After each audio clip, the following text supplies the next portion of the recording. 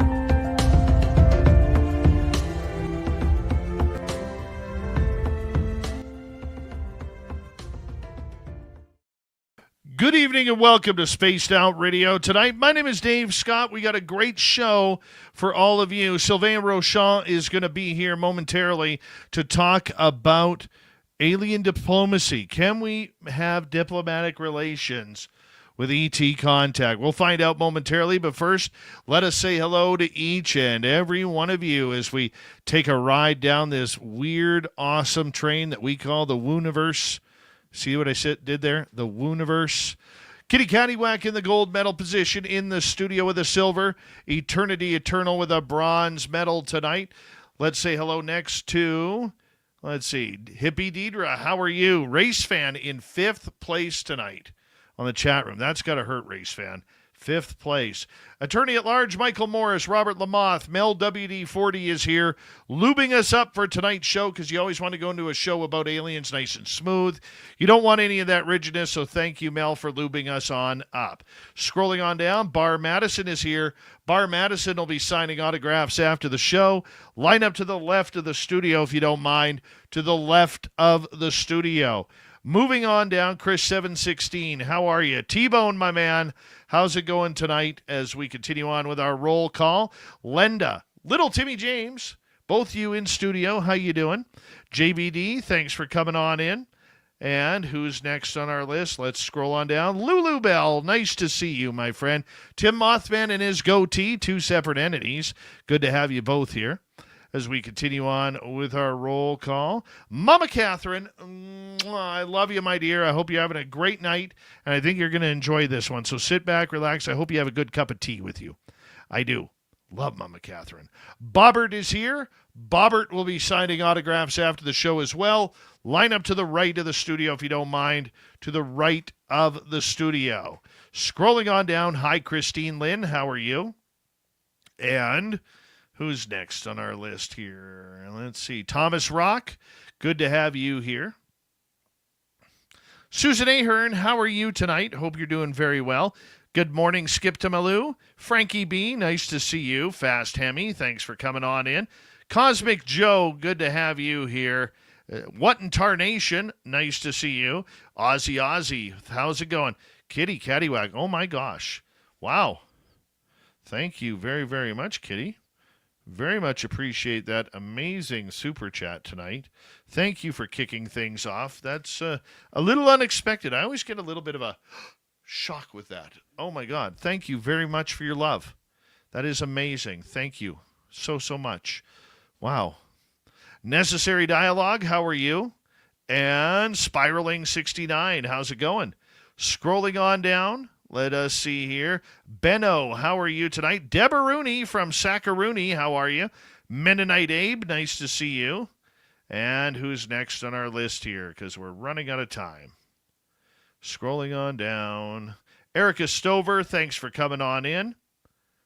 Sarah Michelle, nice to see you. Rocket Rory. And who's next? Still scrolling. Smokes a lot, how are you tonight? Matthew Goodka, good to see you. Doug Shelby is here. The Doug Shelby has arrived, which means we can officially start this show. Warden Dragon, nice to have you here. And let's get the radio side going.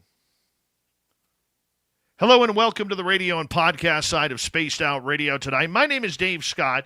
We're hanging on out. We're going to talk about diplomatic contact with aliens. Sylvain Rochon is going to join us here momentarily to talk about this all-important subject. You think we're ready for it? We are in roll call on YouTube. Let's say hello to Noble Patrick. Nice to have you here, my friend.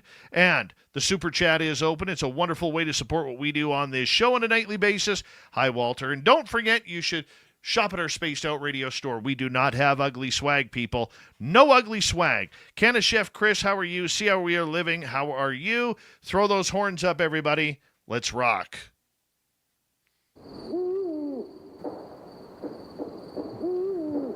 Are you ready to hear your mystic voice of the night?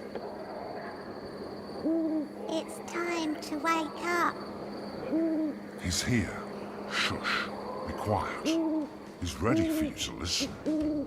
Let's point our ears towards the little cabin in the woods, where together, my friends, we own the night.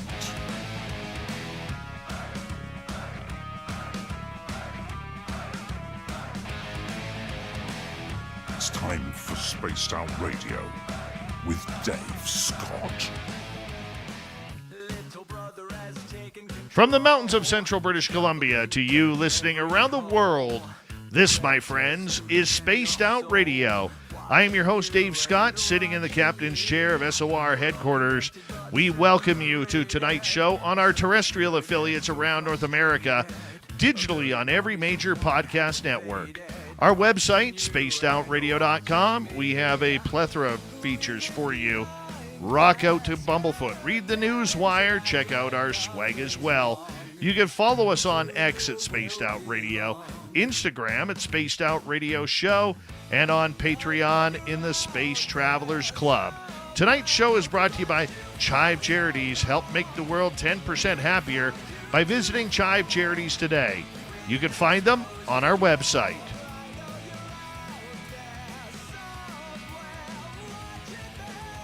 We have an amazing show coming up for you tonight.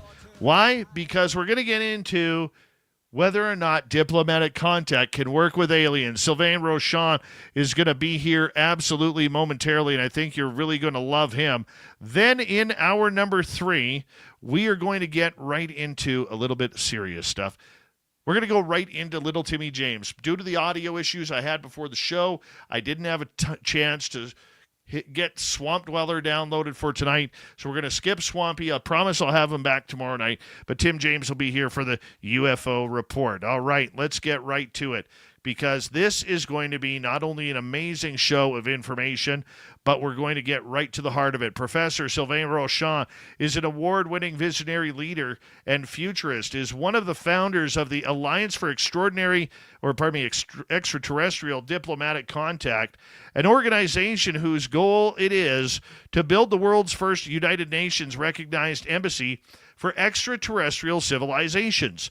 With over 20 years in science, engineering, and technology, including impactful projects with universities globally, Professor Rochon blends visionary thinking with practical application. His work as a visionary futurist has brought him to start and operate projects that project humanity into a bright and beautiful future. I'm excited about this show. Let's bring him on in here. Sylvain Rochon, first time on Spaced Out Radio tonight. How are you? I'm doing great, Dave. Thank you. How do you get into this? How do you all of a sudden want to start a UN embassy for aliens? I mean, this sounds right out of science fiction, but it sounds so cool as well, my friend. I think the audience would agree that we are living in science fiction times. Now, like with AI, robotics, like it feels like science fiction every day. But this particular project was conceived of many, many years ago when it was not AI time. So it's been a while. I've been involved with this concept for about 35 years, really, even though the alliance was created officially in 2021. The idea of having an embassy on Earth, an official embassy for open contact, that's not a new one. But the concept came out from a contactee, really. Or in fact, not only one, but several contactees that had contacts that were, and a lot of them are telling humanity, basically, or the different people they contact, like you have to prepare humanity for love and peace and all this stuff. And they want to have an open contact directly. But the problem is humans are a problem. That's a problem, right? We are not ready. We were not ready then. We're not quite ready now, really. And if there's like a bunch of spaceships that appear openly, like really bright and for everybody to see all of a sudden, there's going to be a problem. There's going to be wars, missiles flying, countries fighting each other for the rights to have a conversation with one or the other. That's why I think the ETs are not doing that, because they know we're dumb. We know we're going to react badly to that surprise, we're here kind of concept. Normal people like you and I and the people in the audience, some of them would be shocked, amazed, but we're not going to be a danger to each other.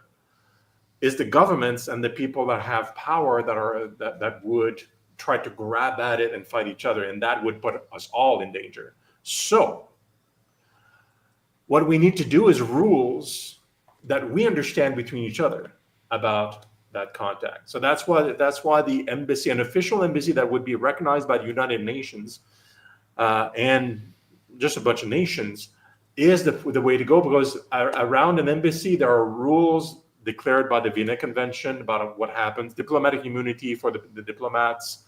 Everybody understands those rules. So if the countries agree that this building here in this country is an embassy for ETs, when the ETs appear at that embassy, they are officially protected by international law. And the countries already agreed openly and publicly that this would be the point of contact, so they can't fight over the landing spot because it's already been designated beforehand. That is the idea of the embassy. You've never been a contactee. You've never seen anything strange. You've never seen orbs. You've never held hands or sang Kumbaya with alien greys. Yet here you are, very passionate about this subject. You're a logical man with a scientific background. How do you parallel the two? How do you blend the science with the supernatural? I don't know. Part of the answer is I don't know. Since I'm a child, I've been intrigued by the paranormal in general. There's trying to make sense of the world in a way. The unexplained bothered me. And I guess that's the scientist part of myself, like trying to answer questions that are unexplained. So, okay, great. So there was ETs, there were ghosts, there were like all these unexplained things I was interested in. And then after I did some research, I started to understand that extraterrestrials are not that mysterious, because they left a lot of traces over millennia, and we still see them in the skies. So I was hoping to become an experiencer, to be able to have contact in some way, but it's never happened. But I had this drive, this curiosity to know. And as I delved deeper and explored and met people, I became convinced that we are not only observed, but the extraterrestrials in the NHI, non-human intelligences, have been watching us for a long time and are waiting for us to make the move, to be welcoming and to be non-violent, so that they can perhaps have a more direct contact, like we explained before. It's all rational to me.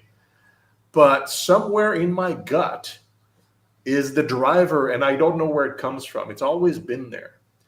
Other channelers that have contact have told me that I'm part of the plan, they say. It's like, okay, great. I'm happy I'm part of a plan, but wouldn't it be nice if I had some kind of contact? I would love to have that gratification. But my drive, my internal gut, keeps me moving forward and creating organizations and movements to enable this great event. I can't explain it otherwise.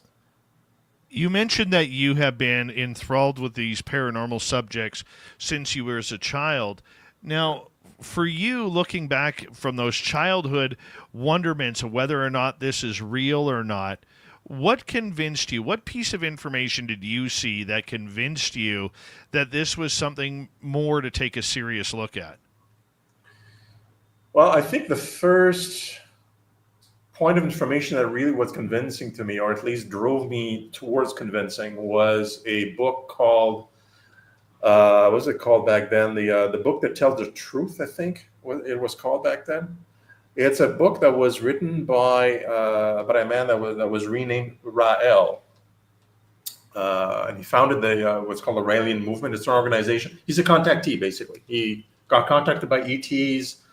That told him, we created all life on Earth. You need to build an embassy. You need to do all this stuff, and that's where the idea came from to me as well, right?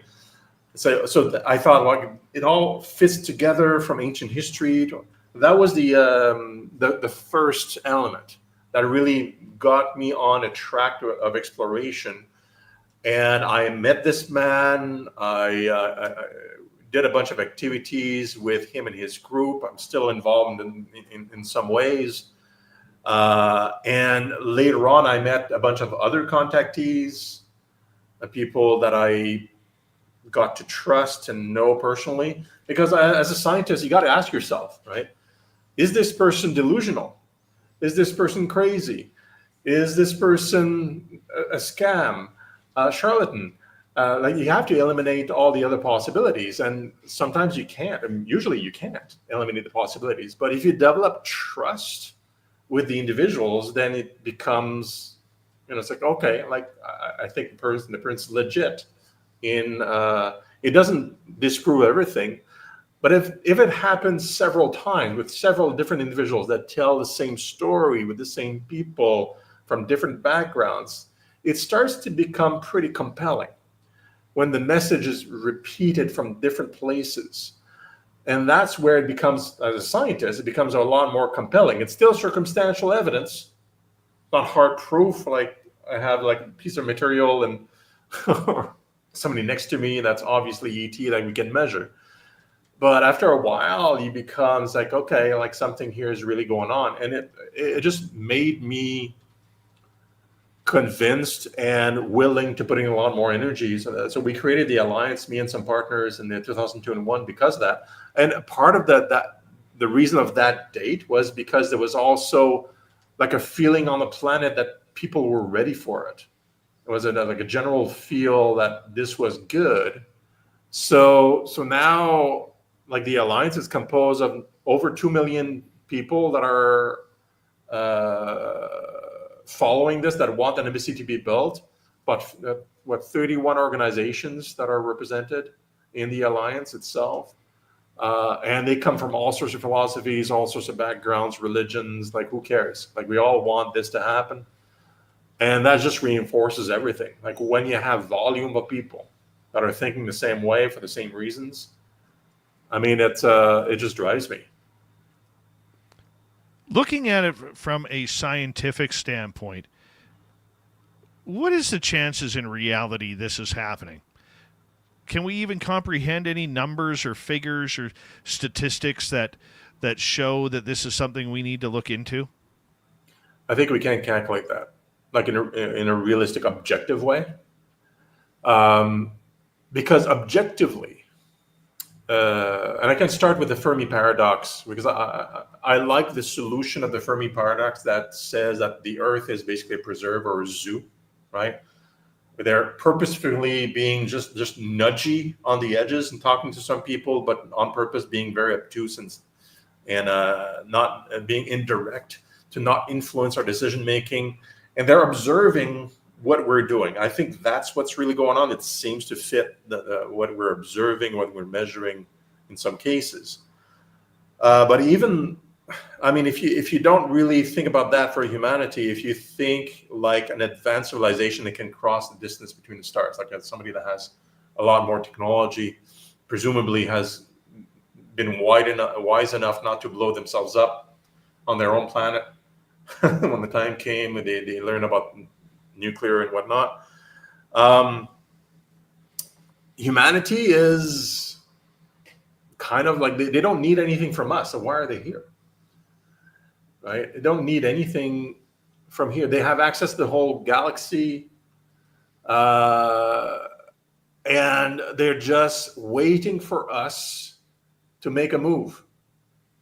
And we may blow each other up still. The chances are pretty high. Things are conflating with the war in Ukraine, with China and all that stuff right now. It can become a World War III. Nukes could be flying tomorrow. Like we don't know. But they're watching. Are we going to be wise enough to go through this and become okay and calm down after the fact? And then it's like, okay, like now we're ready to stop the silliness. So I think they're just hanging back and waiting. And the only, because of this, we don't know, because it depends on us. Like the statistics, you can't say 100% because we're waiting. They're waiting for us to do the right move. If we blow each other up or if we go on the down path, they may never want to come. It's a decision on their side.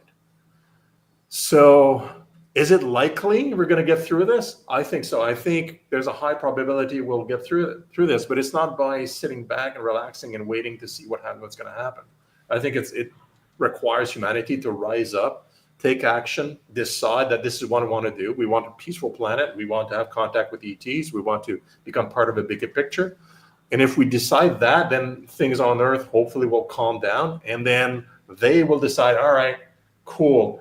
Now 100% chances they'll come. Until then, it's on us, man. As you take this ball and run with it with your team of people who are looking into this, what is something that you see that shows the perspective that this is needed? Well, I just have to see the geopolitical situations on a year-by-year basis, right?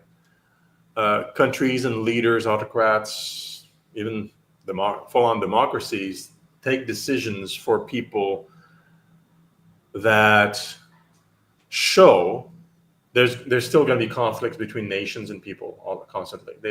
They're not cooperating as much as they should. There's a lot of conflicts and competition between nations. It's really been between nations that's the problem.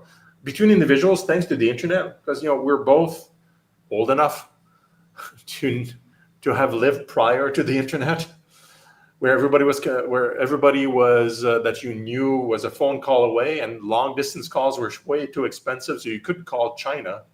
You didn't know anybody there, so these people could be demonized and all that, in all sorts of ways. Now with the internet, individuals know everybody, or you can explore and know everybody from anywhere in the world and communicate with them. So individuals are not a problem. The problem is really geopolitical. It's at that level, the competition between nations. And because of that, you need to set up a set of rules at that level where the nations agree together about what's going to happen. And that's why the embassy is important. ETs or NHI have no legal right of existence under any law, under any nation. And every nation have their own set of laws. So it's dangerous for them to come for any reason because of that, on the face of it. But if they have diplomatic immunity, according to the Vienna Convention, which is what has been ratified by nearly every nation on Earth, then they have rights universally under that set of rules, and they are protected by all nations. If there's an embassy that is set in, I don't know, Puerto Rico, set in the US, maybe in BC, right? In the mountains, right? Then the United Nations said, this is an official embassy. All nations agree? Good? Okay. Now you have a set of rules. The embassy is needed only for that reason. Otherwise, it would not be needed. If we were a peaceful planet without crazy states trying to hurt each other and just peaceful people talking, yeah, no problem. But the weapons arsenals are in the hands of militaries that are controlled by politicians and military leaders and autocrats, and they're constantly trying to fight each other. So the set of rules are really important. I love the fact that you guys are doing this. How many people are on your team? How many members are there? The alliance is about 50 people right now, from all over, mostly English speakers, but we have also some Hispanics and some French, and some people in Africa and Asia. We're growing the team. These are the active team. And then there's two components to the teams too. Like I'm leading more the operationals and the operational and the outreach. So I'm doing the shows, I'm doing the communications. But there's another team that is very, very quiet, that's doing the direct work. This is my partner, Daniel Turcotte. He's the president of the alliance. He has a much smaller team that confidentially contacts governments. We've been contacting governments even before we founded the alliance formally, since 2019. And he's actually on the plane right now. He's been traveling since we founded the alliance to different nations that are interested in building the embassy on their own territory. We, through associations and affiliations and fundraising, we've raised $50 million for the construction of the embassy. It's no small feat. It's set aside exclusively for the construction of the embassy. And Daniel does not tell me which country he's talking with, because there's high confidentiality around those discussions. Doesn't want to leak to the media because it's still crazy talk for a lot of politicians to talk about, hey, let's make an embassy for ETs, right? But all we need is one nation to decide to have like a touristic attraction like Roswell or crop circles or whatever, and take a risk on building an official embassy that's going to be officialized. They can build one, declare it, and United Nations will need to consider it, right? And it becomes a touristic spot. So we're presenting it as a touristic development project, really, to nations, because they're not ready to think about it seriously about ETs coming. But we can have them build an official embassy and get a return on investment regarding with their economies, and that would be sellable to their population. So Daniel is doing that, and there's half a dozen nations that have answered the call. I just don't know which one it is, because he keeps it super secret. With that many people, 50 joining in and helping this cause, is everybody spread all around the world working on this? Yeah, we have people in the west parts. We got people in Chile. So that's as far west as we have if you look at a 2D map of the world. And we have volunteers as far eastern as Japan, and everywhere in between. Most of our volunteers are in North America or in Europe, however. But and that's because of languages, just easier with English. But we are expanding into Asia and different languages and other places to be able to communicate with organizations that have similar ambitions or that want to support us. The idea of the alliance, at least my part, is to grow the followership. Because when Danielle goes and talks to politicians about the development program, about an embassy, is there a lot of support about it? He can talk about the funds we raise for it. So they don't need to spend any money on the embassy. We got the funds. And there's over 2 million people that are following. So there's a lot of public support. Hold right there, because we're going to get into this deep in the next half hour. Sylvain Rochon is here tonight. Diplomatic contact with extraterrestrials. Is it possible? Is it necessary? We'll find out next with Sylvain when we return on the Mighty SOR. Stay tuned, everybody.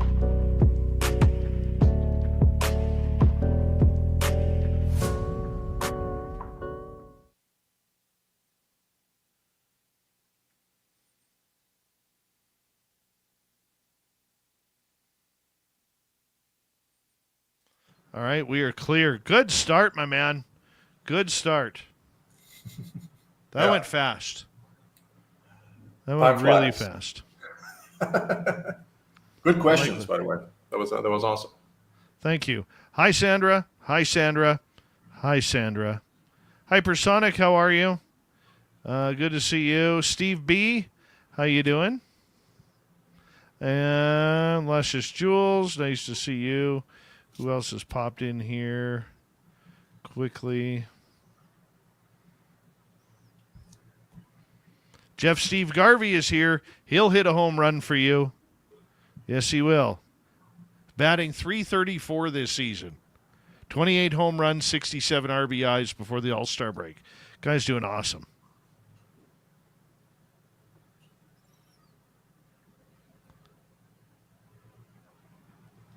All right. There we go. We're caught up. Great. I'm seeing some interesting comments in the feed, too. Carol Amerio, good evening to you.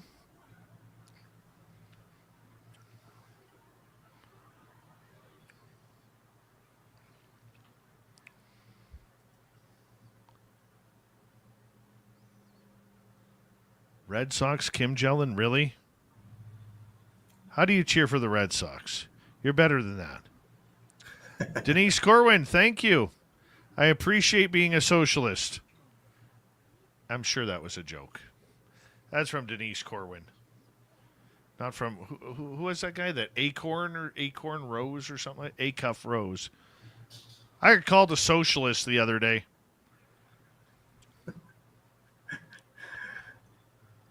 So how'd that go, being called a socialist? Well, it was because I said that the U.S. government, not the government, but the deep state, the private companies could be, if they have reverse engineered alien craft, they could be holding on to things like free energy, anti-gravitics, everything that could take the world to a better cycle. And then I said, imagine if that technology could cure cancer or spina bifida or anything like that.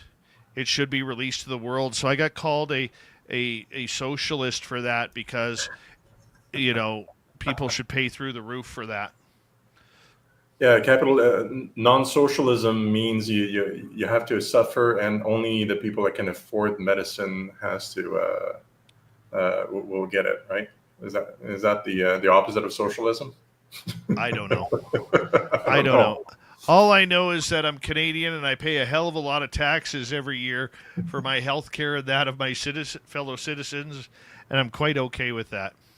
But that's me. That's a very Canadian attitude. I'm Canadian as well, so I've never complained. No, that's not true. I have complained about the healthcare system, but not because of the money I was putting in. Right? Bingo. The wait times are annoying. Hey, we have hospital shutdowns here because during a certain period I don't like to mention a couple years ago, they fired a bunch of doctors and nurses, and now they're still refusing to hire them back, even though there's major shortages. So we get kind of like rolling blackouts. We get rolling hospital emergency room closures. Wow. In the rural communities here. It only happens about once every 6-7 weeks, 8 weeks. So we're fighting that. Yeah. Entertainment Extreme Network. Welcome to SOR Chat. How you doing? No, nothing is free. That is the biggest lie going, that Canadians get free health care. Yeah. It's free when you walk in. You can get health care anywhere, at any hospital, at any time. Okay? But we pay through the roof on taxes. There's good taxes and there's bad taxes. And nobody will ever convince me differently that health care is not a good tax. That's Night right. Drive, how are you? B. Arthur, nice to see you.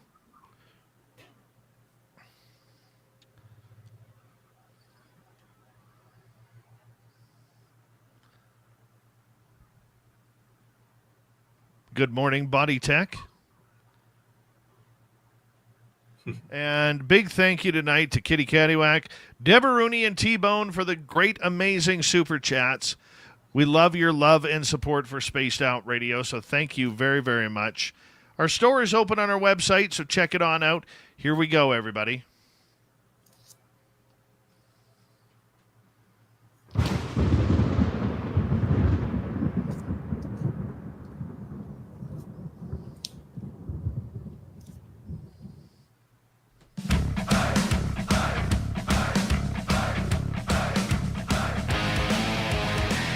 Here we go, the second half hour of Spaced Out Radio tonight. My name is Dave Scott. Thank you very much for tuning us in wherever you are on this beautiful planet we call Earth. Hey, we want to remind all of you that if you missed portions of this show or others, you know our archives are always free. Yeah, they're on YouTube and every major podcast network. Our website, spacedoutradio.com, we have a plethora of features for you. Rock out to Bumblefoot, read the news wire, check out our swag as well. Follow us on X at Spaced Out Radio, Instagram at Spaced Out Radio Show, and on Patreon in the Space Travelers Club. Here's Sylvain Rochon. Can we have diplomatic contact with extraterrestrials? We're going to find out here as his group of 50 members is looking towards building an embassy for the aliens. And maybe get some good dialogue going, because you need a little bit of good dialogue to make this happen. Sylvain, welcome back to the show. I'm glad to be back. Okay, how does this work? Right.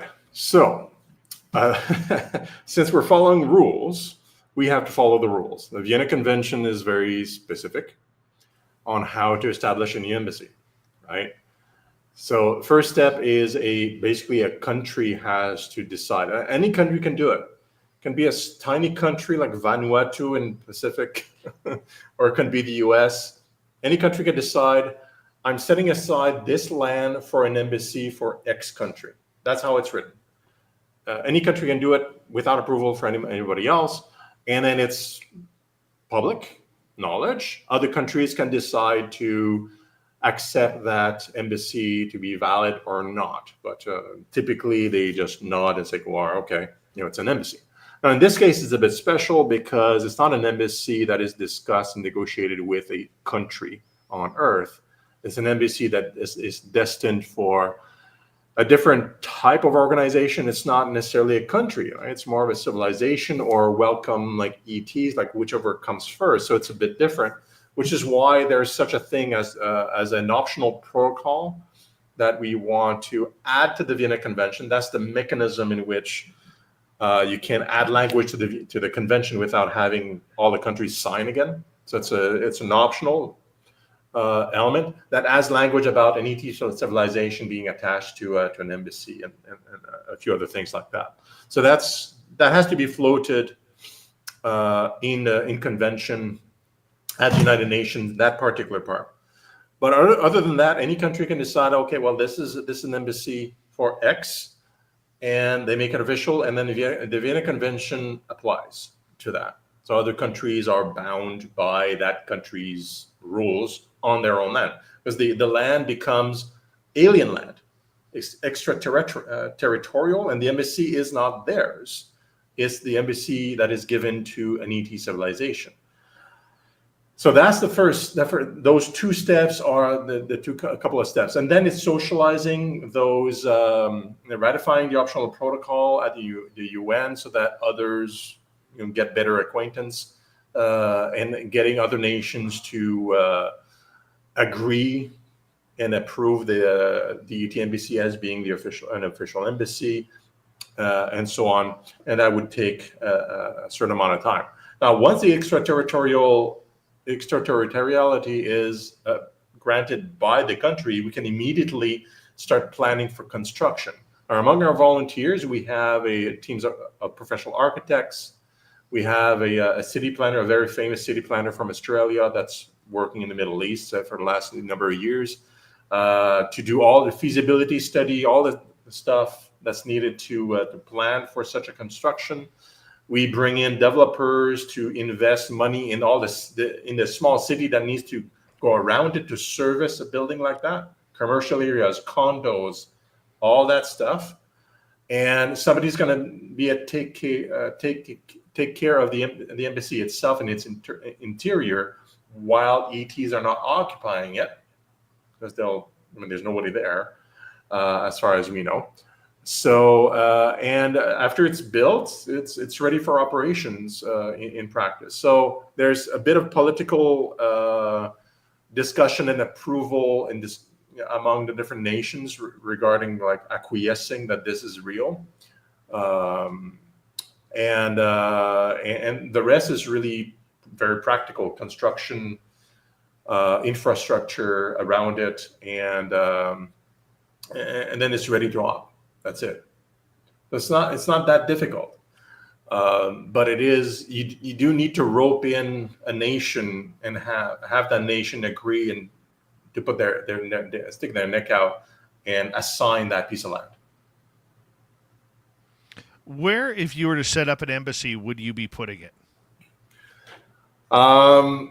In principle, we accept just about any nation. But it needs to be isolated, like can't be within a city. Way too hard to secure a building like that. It's going to have a lot of scruples, and we're asking for 4 square kilometers, which is 1.6 miles per aside for the Americans out there.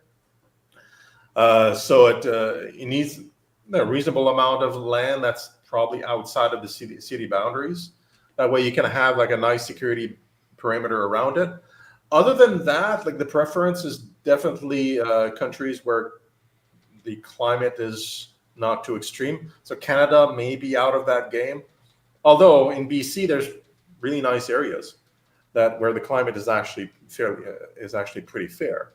But it's most likely, in my opinion, because of the pitch, because of the atmosphere around this, it's most likely that a nation that would be more financially impacted by such a thing will be more willing. So a country that is much smaller, maybe more dependent on tourism. So we're thinking more tropical, where a country will be more likely. And then you have to think about access. So you can't be on the top of a mountain under the ocean, like crazy stuff like that. It'll have to have access to airports and the usual amenities. So a normal building outside of the city with a reasonable amount of land around it with a wall, in a at least temperate nation. Not a whole lot of requirements. If this was to happen, who makes the final decision on the immunity? Would it be the United Nations? Would it be them choosing the territory for, their own sovereign land? How does this go about? Right. It's let's use an example. Right. Since you're in BC, let's use Canada, because why not? Okay. Canada decides that we're going to set up an embassy like this with a land in British Columbia near Burnaby, in Vancouver, near Burnaby, BC. Okay. Now, automatically in Canada, that piece of land is designated extraterrestrial. It doesn't belong to Canada anymore. That's the nature of this type of declaration. But this was made only by the Canadian government. So it's official initially only in Canada or by Canadians, because it's inside the territory of Canada, this piece of land, and it's declared that way. And so the building is declared an embassy, and the land around it is declared ambassadorial territory that is owned by somebody else. So if anyone wants to access that territory of the embassy, has to come into Canada first, even if it's through the air, because it's inside the boundaries of Canada. So even if other nations don't recognize that embassy as an embassy of any kind, they still have to deal with the Canadian sovereignty and decision to make it an embassy anyway, right? So that's generally respected, because it's bound by the boundaries of Canada in any case. So as it works soon, just like a regular country's embassy.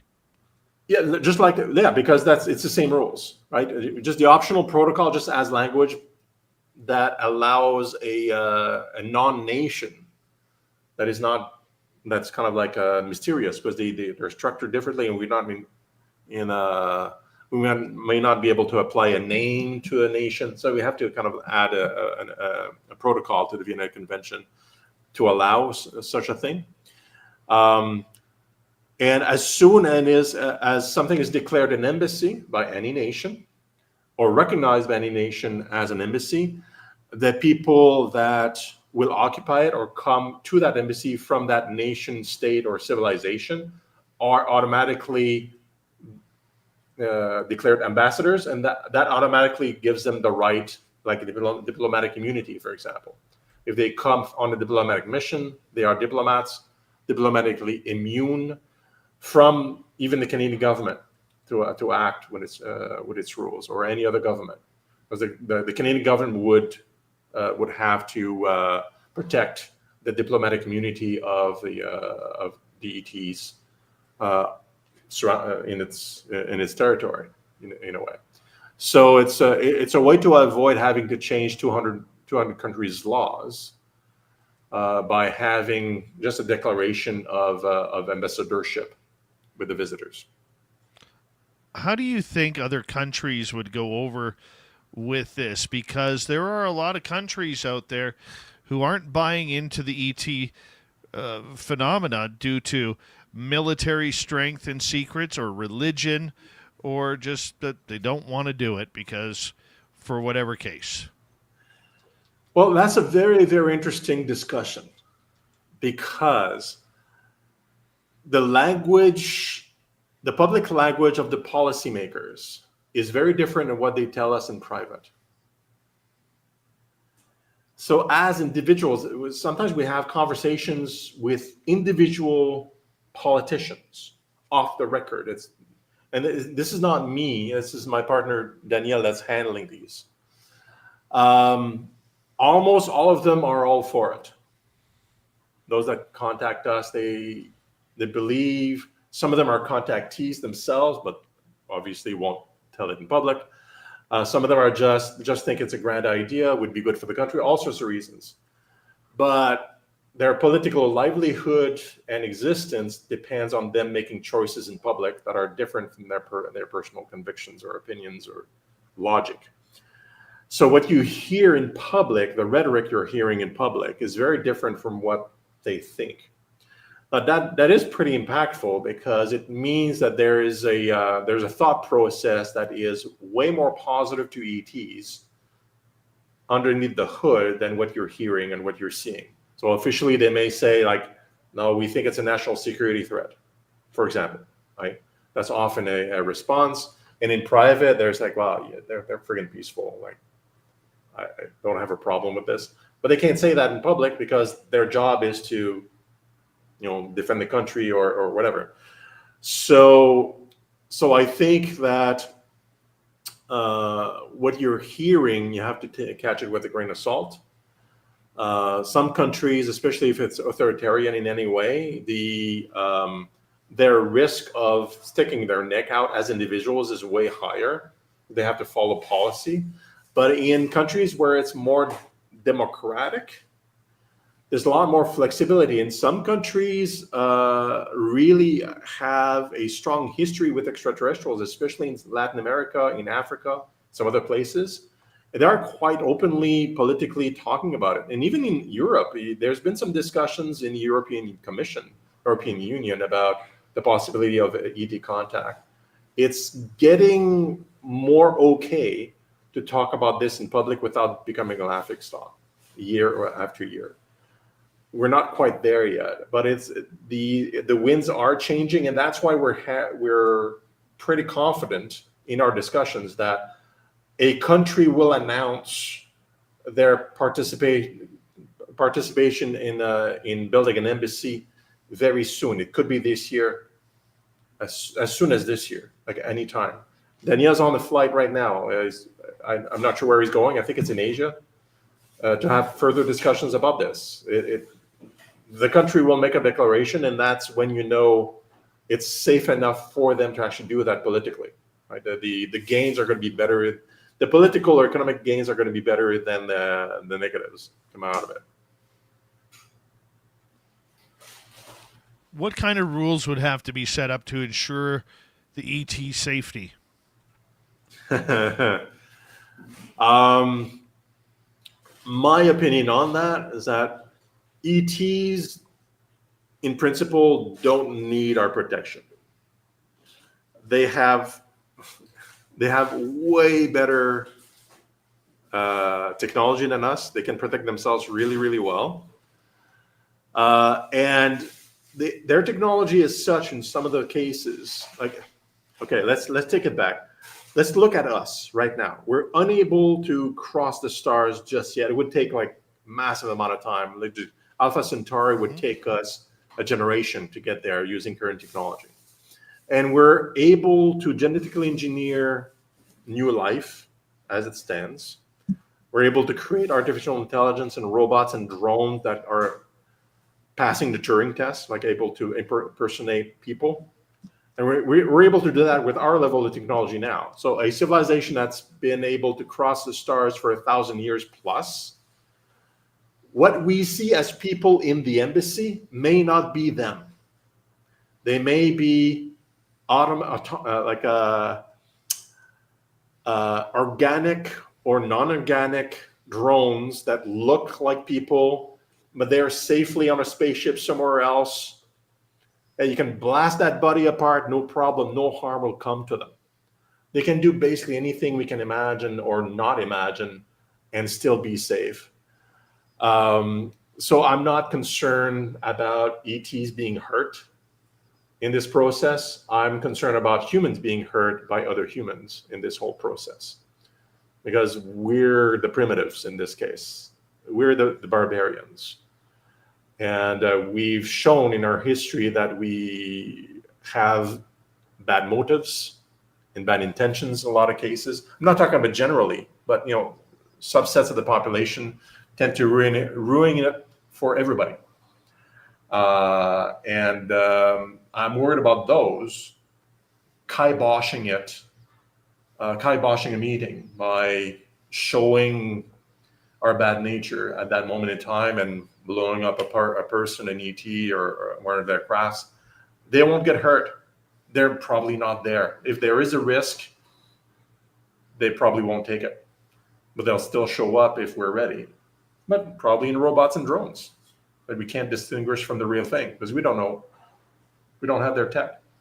So that's my presumption as an engineer. That's what I would do. Like if I would go on Earth and do negotiation, I would use a surrogate body and be safe somewhere else until I can see, it's like, all right, everything's okay. I can go myself if I want to now, because now we're friends and the danger has subsided.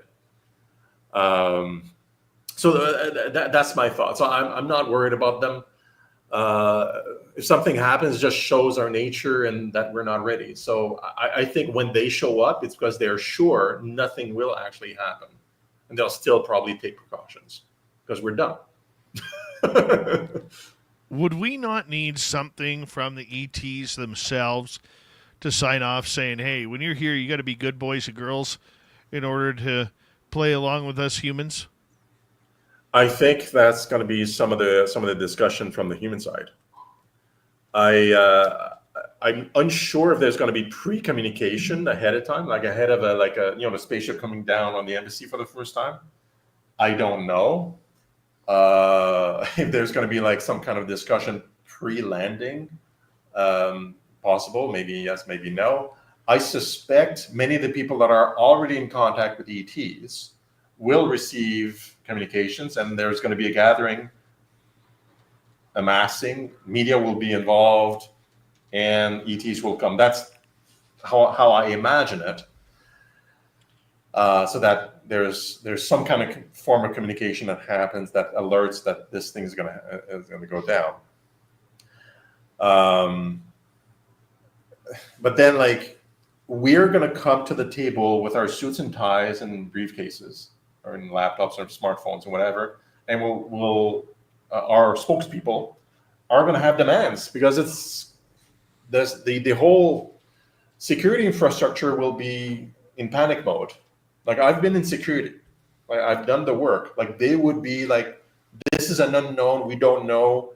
We have to determine this risk. We have to ask something. We have to make us feel more comfortable, make sure there's no risk to us and all that stuff. So at that table is going to be these discussions for sure. Like what are the guarantees, Mr. ET or Mrs. ET, that we won't have a problem here? Absolutely. I'm sure those questions will be asked. I'm sure there's also going to be requests for technology and information exchanges because that's of great interest to the nation that we represented at the table. But remember, this is an embassy that belongs to the ETs, but it's on a certain, surrounded by a sovereign land like Canada. We use that as an example. So Canadians in that example would be for sure at the table. It's like, okay, we're there. We were wise enough to build the embassy. Here are our demands, right? If it's the Americans, it would be different. If it's, I don't know, Egypt, it would be different. But they would have these demands. From an ET perspective, they don't need anything from us. They don't need to give us anything we ask for. So they'd come in peace, to use the cliche, and they'd be telling us what they want to do and what we should know at the time, I think. And I don't think it's going to be a long discussion. I think it's going to be more about just a show of showing media and everybody else like they exist and they've come and why they've come. And there's going to be a series of discussions later on that may or may not happen at that embassy. My theory, and I'm a very, very strong supporter of this type of idea, and this is also among the alliance members, the embassy is really constructed for us. It's not for them. It's for us to get together and understanding and having these rules. After that first contact, and a little while, ET may communicate with all of us simultaneously at times, because they can. And maybe we're ready. Instead of bypassing the political layer, bypassing all the filters, media, influencers, everything, I think they'll want to talk to us as individuals directly, because they can. And if we're ready for that, and there's no more danger at the top level, right, or people kind of fighting each other and people won't panic, it's going to become personal real quick, I think. And that's going to bypass a whole bunch of trouble if they do that. What if their intentions are not known? I don't think we know fully their intentions exactly. What we can eliminate a bunch of intentions, possible intentions. It's extremely unlikely. I wrote a paper about this, actually. It was like, what are the chances that ETs coming here would be aggressive in any way? Right? That was the topic of the paper. So I go through all sorts of arguments, eliminating all sorts of possibilities. Like, they're not coming here because of our natural resources. We know from just observation of the universe, Earth is not unique. They can go get resources anywhere else where there's no people, no problem, and there's like a massive amount of it. So it's not for the resources. They're not coming for our intellect or for us to use as labor, or to they can make robots and they can make intellectual capacity way better than us, just like we are able to do it with AI right now. So are they coming here for our enlightenment, our wisdom? Probably not. We're young civilization. We're still stupid in what we're doing. So what are they doing here? So essentially, the only reason an ET civilization would come here and be aggressive would be for religious reasons. Basically, what I'm saying is that it would be for irrational reasons. They could come here and become aggressive. And if it's irrational, it's impossible to know what the irrational thought could be. So, hold that thought. Yeah. Let's continue that in hour number 2. Sylvain Rochon is here talking about diplomatic contact with extraterrestrials. Hour 2 is next. This is Spaced Out Radio with host Dave Scott.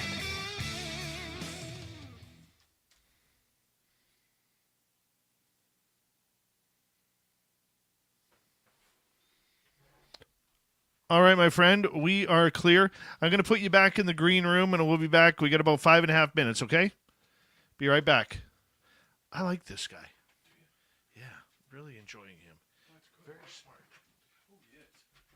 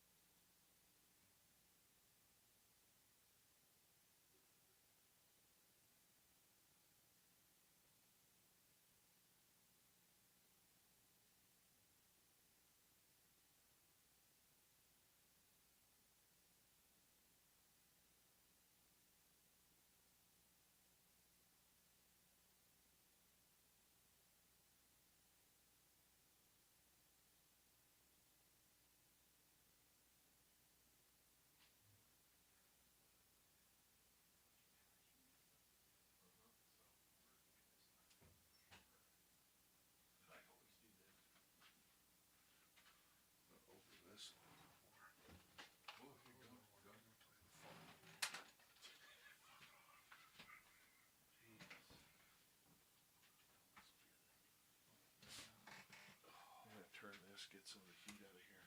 There you go. All right. Got about a minute to go here. You guys having a good night? I'm really enjoying this.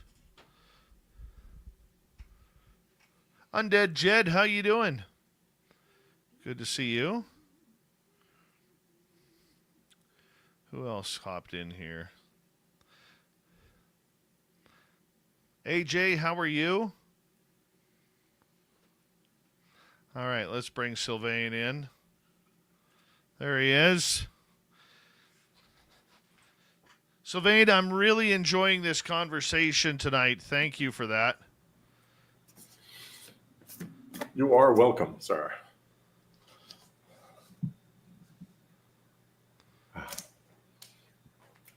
So we were talking about religion, huh?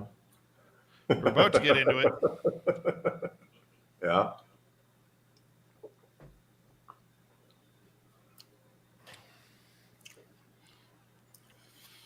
I'm glad the Thank audience you is tonight to enjoying Kitty it. Cattywack, Deboruni, T-Bone, and Walter for the great super chats. Our store is open on our website, and here we go with hour number 2.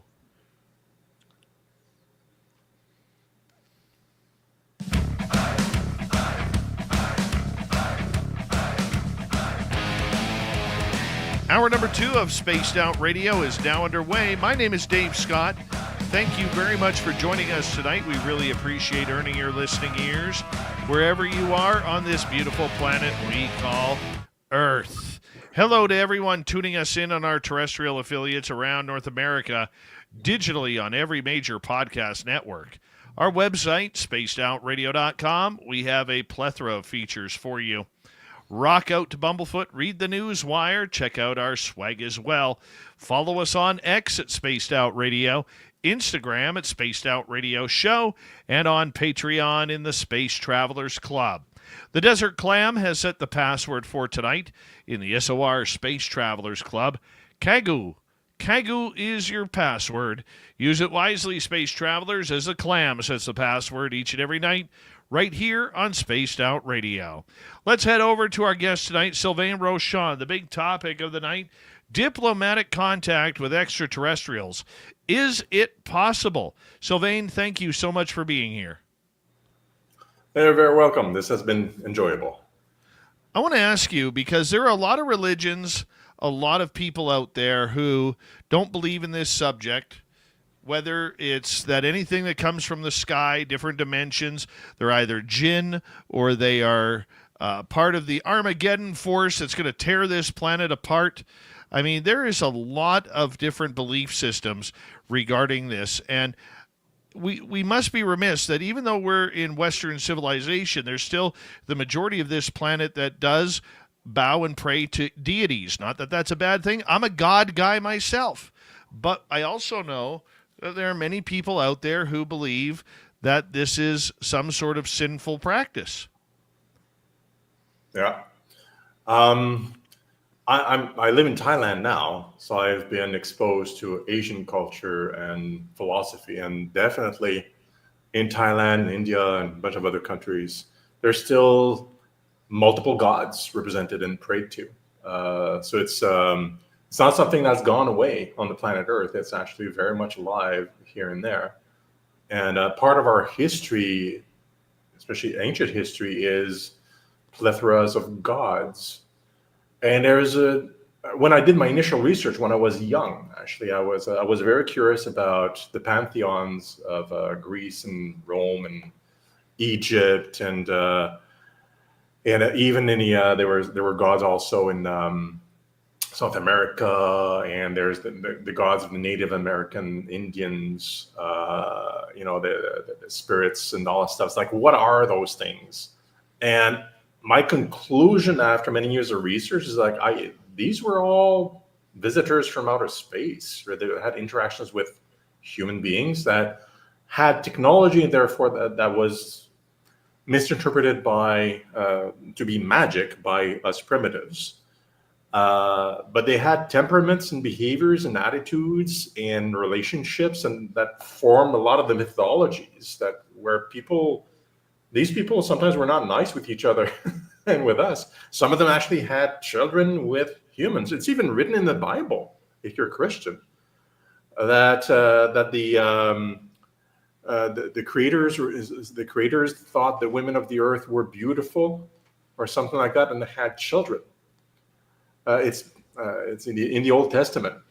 So there's a lot of really like old writings that tell stories of interactions with creatures, like people from the sky that look like us. We are created in their image. That's also in many of the ancient scriptures. And religion came off of that, along with what the teachings from the people from the skies, the Elohim, those who came from the sky. That's what it means in ancient Hebrew. Those who came from the sky, not singular, people. The King James Bible uses still the word Elohim. It's a plural word that means that. They gave us messages, and it became religion and dogma later on, interpreted by man. So modern religion has a tie with our origins, and it's an ET tie. And several religious leaders, including the Vatican, they look at the sky and they're saying, yeah, ETs are out there, and they have records of interactions from the ancient world, and they have scholars that study this. This is not new. So, with that being said, how do we blend the belief, or we have been taught to fear anything from the sky or different dimensions, to what could be the future of humanity? I think, first off, a lot of all religions, I would say, especially, and the older they are, the more this is true, were tarnished and transformed by human beings, usually driven by greed and power over time. They were corrupted over time as organizations. But the scriptures, if you look at the fundamentals of the messages that were given directly by the ETs or angels means messenger in Hebrew, by the way. So it doesn't mean like a cherub with wings. It just means a messenger. Okay. If you look at the message specifically given by whoever may have been an ET or a god or whatever to humanity, most of it is about guidance to do the right thing, to love each other, to love the other, and to do good things. And some of it in the Old Testament style, there's some violence involved in there to try to get humanity to do the right thing, or to guide humanity to do certain activities under a certain rule. If you look at those messages, they are basically the same messages universally, like the Quran, the Muslim philosophy, the Christian philosophy, Buddhism. They all talk about loving each other. If you listen to people that are channeling ETs today, people that are really speaking to ETs, and I've met a few, the message that comes from ETs now are exactly the same. We are all united. We are one under the universe. Love each other. Love the differences. They've been repeating the same message to us, it seems, for thousands of years. But it's been corrupted by people that take the message and make it different for their own means over time. That's organized religion doing nasty things. So these are people that are doing this, not the original message.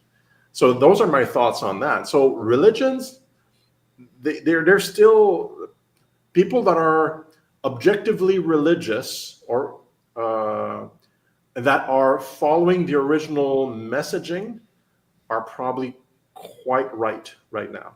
They're in the right place. Those that are putting on like these singular visions and just following people that are interpreting blindly, they are dangerous, because they're following a person's interpretation of an old message, and that's led to, most often, to wars and conflict, because that's a person's greed that's taking place, not the original message meaning. how do we know the ETs want this? Have you guys or any of your team had connection with extraterrestrials that this is something that is needed by them in order to help lay a foundation for their partnering with humanity?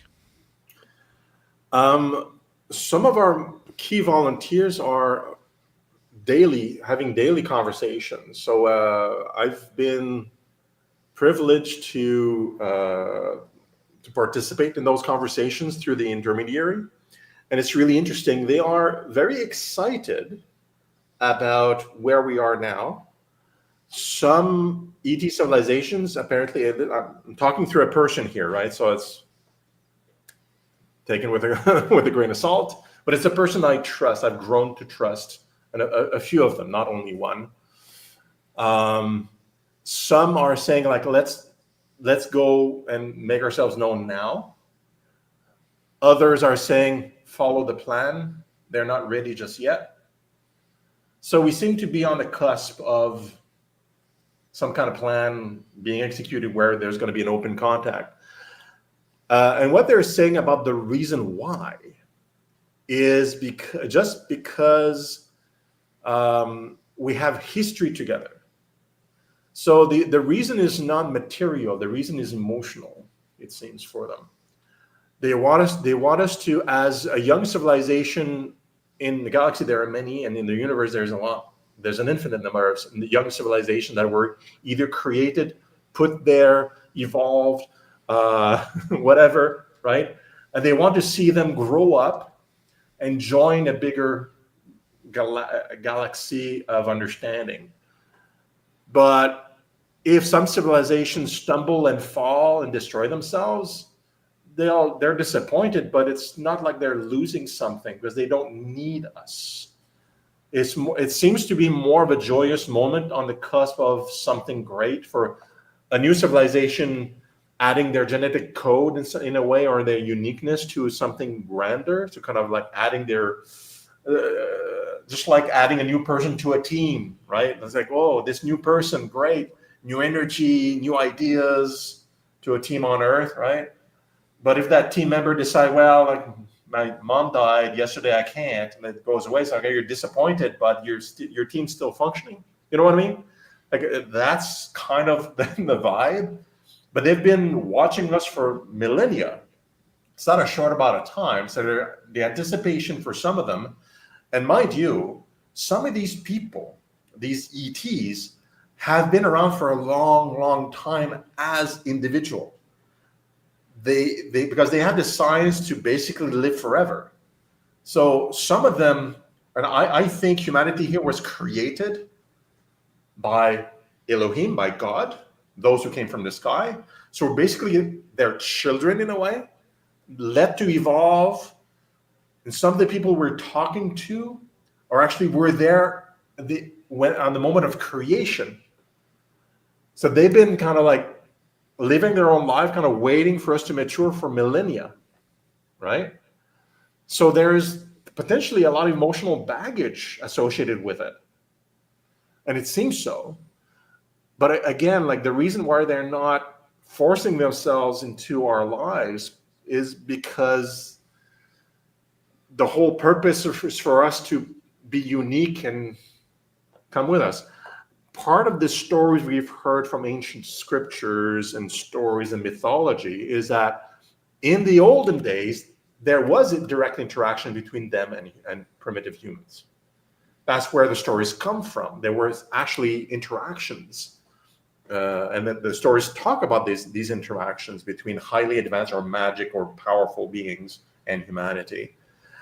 And at some point, they went away, left us alone without this direct contact, presumably because they figured out if they stay there, they're forming a whole civilization to their image. We're not creating our own way, our own path. So they decided to go away, leave us be, and just be at a distance.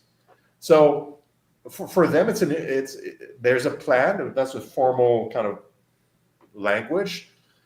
They've done this before elsewhere. They're waiting until the time is right for contact so that we don't damage ourselves or but also they're staying away from us to a long extent because they want us to evolve without a belief as much as possible and just evolve in our own way, so that when they become part of the greater civilization at a galactic level, we have a unique perspective. So that's exciting. It's not like they need us in a material way. They may need us for anything, but how much do they really need us, considering the fact that if they have the ability to get here, they are very much well ahead of us technologically and probably maturity. Yeah, they don't need us materially at all. 0%. They don't need us. If the planet Earth disappears, blows up, falls into the sun, at a galactic level, at their level, nothing changed. They're just missing out on really cool new young civilization emerging and interacting with us at an equal level. They're most likely, the galaxy, our own Milky Way is 100 light years across. According to Drake's equation, depending on how the variables are, there may be 12,000 civilizations in the Milky Way alone. Some of them more primitive, some of them more advanced. There are other civilizations out there that they're waiting for maturity as well. We're not the only ones. And they're probably planting planets with life all the time. Intelligent life, plant life, all the time. Eventually, James Webb Telescope will discover, actually there's a candidate now, there's a planet that seems to have sulfur dioxide in the atmosphere, which is an indication that there may be life there. It could be just plant life or bacterial life, but it could be also intelligent life. It is very likely that the galaxy is filled. It's 100 billion stars, each one with several planets. And then there's billions of galaxies out there. The loss of humanity would be a shame. They'd be disappointed because they've been interacting and watching for a long, long time. But they don't need us. They want us to mature and to pass this threshold. They want us really badly to do that, but they want us to do it on our own terms. Otherwise, it's pointless. That's the message I'm getting from different messages. And it's even in the scriptures. There's a moment of apocalypse, right? Which means revelation, not the end of the world, by the way, in Greek. And we are in an age of science, of revelation. And it says that the Elohim will come back and meet with man at the third temple. They used to meet at the first and second temple in the old scriptures. You call it an embassy. In today's rules of law, the third temple would be the embassy, basically, a place where they would meet. Maybe that's what we're building. So it's part of the story. It's part of the plan. And if it doesn't work out, I think there's going to be some mourning on their part, but they're going to move on to the other 11,000 civilizations that are emerging within the next 100 years. And maybe they'll be better and they'll cross the threshold. You never know. You never know. Let's take an audience question here. Start off with Kim here. What are your objectives with these initiatives? Maybe the question this could be tackled in two forms, like my personal objectives and the organization's perspective. So my personal objective is I want humanity to exist in a state where there's no more suffering. That's my personal thing. And contact with ETs, with an example that's gone beyond an age of suffering, and also AI, and there's a bunch of stuff that I'm working on. To me, that's exciting. That's my core motivation. So that's my purpose driving me. At the organizational level, the purpose is strictly to establish the embassy, like the actual building, that signifies humanity's desire on a political level and individual level to meet with ETs formally in a non-violent way. So that's the organization's purpose. So once the embassy is built and there is first contact, the alliance objective will probably either change to something more supportive to support and educate post-contact. That's the most likely scenario we're discussing internally, or it will cease to exist as an organization because it won't be needed anymore, having built the embassy, and that would be that. I think door number one is more likely, as a collective, would probably decide to, okay, well, let's shift gears and be an education group with our network. So that the purpose will change towards that, making sure the population gets to grips with what's going on after contact is made. Follow-up question from Kim. How can we volunteer? Well, you can go to our website, alliance4et.org. And there's a membership page, and there's multiple ways to contribute, to the embassy, to the organization, and generally contact us. And if you contact us, I'll see your email. So if you go to the webpage, there's a membership page. There's also just a way to contact us, and you can get involved. And we have a Discord channel that's easy to find on there, where you can just hop in and start a conversation. And some of our volunteers comes from those paths like that. I love it. It's just that easy. Just that easy. All right, let's see if we can sneak in. We got 2 minutes before the break. Shelley wants to know, I'm curious about policing space and AI not ready yet. What's your thoughts? There's a number of old agreements and some new ones that are being thought of about space and who can someone own space. Like right now, the answer is no. But there's some countries and organizations that are trying to circumvent these old agreements. And with ownership comes policing. Right now, there's no current plan that I'm aware of that where nations are trying to protect planet Earth against ETs specifically. There's been chatter about it, but I don't think there's any actual plan towards that. It's honestly beyond our technical means to do anything effective. The planet Earth is way big, and it's usually like a few nations that want to do something, and planet Earth is a lot of nations covering a lot of air. So it's very hard to do that, and it's probably not something I would encourage in the first place. I think policing space is really still about policing, preventing human bad actors from doing bad things to other Earthlings. I think that's really what's going on right now, and that is doable, and that's been going on since the 60s, since the space race, really, in the 50s and 60s, and it's still going on today with satellites and spy satellites, all that stuff. When we get a lot more comfortable, let's say with the moon base in 2028 and further, when it's easier to get into space, I think we're going to get into much bigger discussions about policing space at a grander scheme. We're not quite there yet. We're a few years away, maybe 10 years away from having that discussion, really. I love it. I'm going to get you to hold on right there, Sylvain, because I can't believe we're already through 90 minutes on this show. We have Sylvain Rochon for another 30 minutes on Spaced Out Radio. We're going to continue with audience questions all about trying to build diplomatic relations with ETs on Earth. This is Spaced Out Radio. We'll be right back, everybody.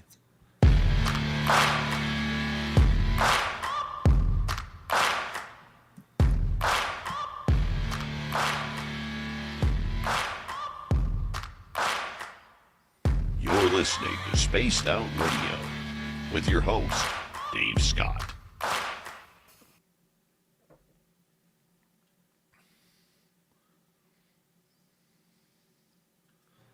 This is fantastic. Thank you so much, man. You're making us sound good tonight. Glad to hear it. Oh yeah, I hope you're having fun too. Always enjoy a good interview Good. and good discussion. Yeah. Good. I'm seeing a Wikipedia page with a person with my name. That's not me.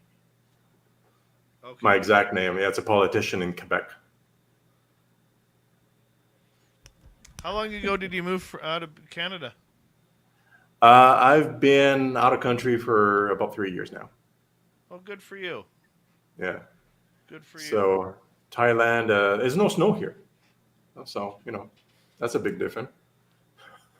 Yeah. Yeah. What are you saying? It doesn't get to minus 25? No, not quite. No, it doesn't. No. The coldest I've seen on the thermometer is 13 degrees Celsius. Oh, that's in weather. January, middle of the night, coldest night you can find. Like, that's the coldest I've seen. And as a Canadian, I thought, like, that's still short season. Yes. My favorite nights around here, because I live in the Caribou region of BC, my favorite nights are like August, September, when it's still like 25, 26 degrees out, but then it drops to like single digits at night. Yeah, it gets to like 4 or 5, so you have that beautiful cold coming in with the window open. Oh, it's beautiful.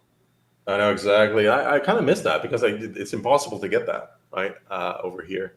That chill, whether that you're all of a sudden in the summer your breath is misty because it's certainly got close to zero, and it's got a nice feel. No, can't have that here. Can't complain though. Where in Thailand are you? Bangkok, Pattaya? No, I'm actually in the north, so it's a bit cooler and less humid. So the weather is even better.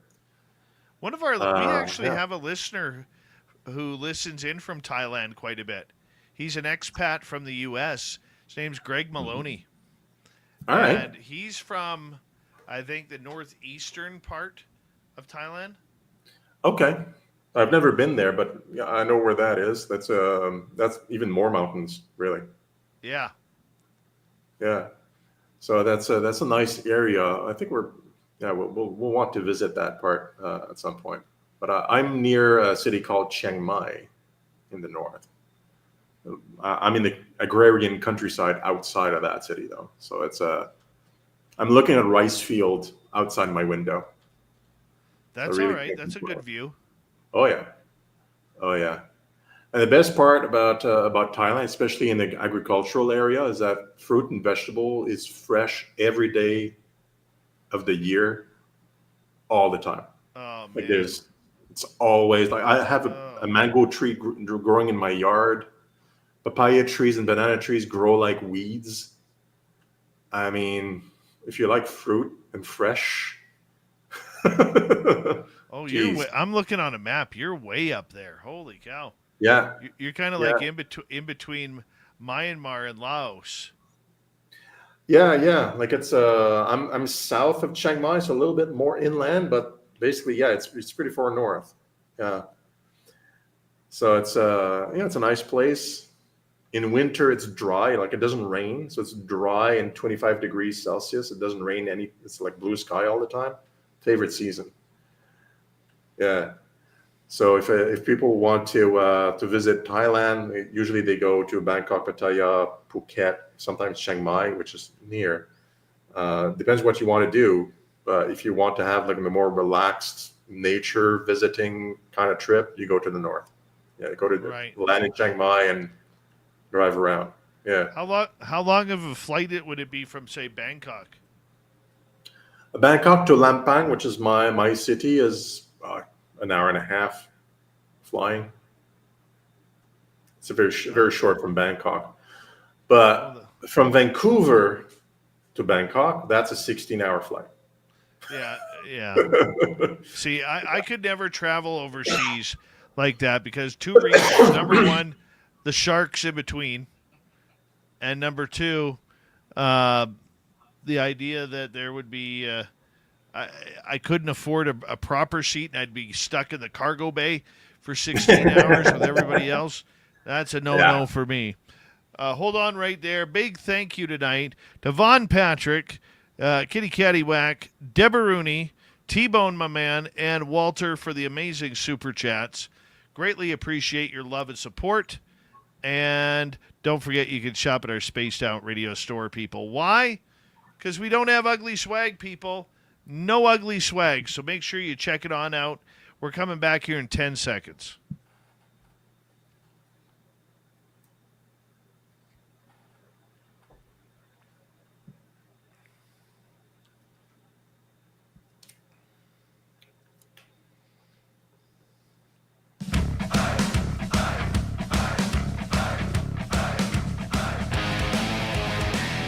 Here comes the third and, well, make that the second half of Spaced Out Radio. I'm jumping ahead here. My name is Dave Scott. Thank you for joining us. We greatly appreciate earning your listening ears wherever you are on this beautiful planet we call Earth. Hey, we want to remind all of you that if you're missing portions of this show or others, our archives are always free on YouTube or any major podcast network. Our website, spacedoutradio.com. We have a plethora of features for you. Rock out to Bumblefoot, read the news wire, check out our swag as well. Follow us on X at Spaced Out Radio, Instagram at Spaced Out Radio Show, and on Patreon in the Space Travelers Club. Here we go. Final time tonight. Sylvain Rochon is with us. We're talking about aliens, and can we make diplomatic contact with them? We're continuing with audience questions. Thank you, Sylvain, for being here. We greatly appreciate you. Thank you so much. All right. Let's start off with Benno here, who is asking nothing. Let's see here. Let's start off with T-Bone. What if we were gifted technology? Oh my gosh. I mean, I'm a scientist and an engineer. I mean, I would be giggly, and a lot of people on Earth would be extremely excited about that. Be gifted new technology. I mean, like something exciting, not something we already know about. Unfortunately, it's very unlikely that we're going to be, or if it is technology, it's going to be something that is certainly cannot be converted into weapons or anything nasty in a very short term. So we're probably going to be fairly disappointed with the amount or types of technology that we may be able to put our hands on or have specs for. I always turn to some examples from science fiction on these things, because the science fiction writers are pretty smart at developing scenarios in a logical way. And I like to think of this as a first contact in a Star Trek, right? Kind of scenario where, like, we're the primitives, and then they are the Enterprise with Jean-Luc Picard or Kirk or Janeway, whichever captain you prefer, right, from Star Trek. And they're in a first contact situation, and we're like, yeah, we want to have your tech. And they're looking at us like, yeah, like we know how that goes if we provide tech. Like they're gonna, like some individuals are gonna be just curious and do good with it. Other people are just gonna blow shit up, right? So yeah, I mean, I think that's very unlikely they'll make that mistake of giving us technology at this stage.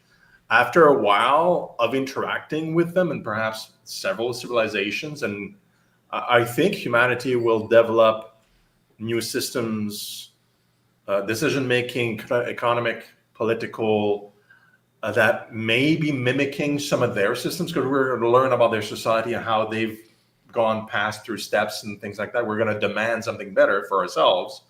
We may imitate some of their history, perhaps. So we're going to be, I think they're going to share a lot of information about their history, their past, and their lessons learned, that kind of thing. From that, we are going to develop better systems to manage our own things, infrastructure, safety, security. And then they may share with us some new interesting technology, knowing that it's going to be in good hands. But I think that's going to be a long-term trudge, unfortunately for the engineer in me. I can see that. I can totally see that. All right. My question to you then, following this one up is from Shelley. So NASA has gotten AI to a point to be in charge of missions, you don't think? Interestingly, and this is something I learned from a completely different channel, there was even AI in the Hubble telescope.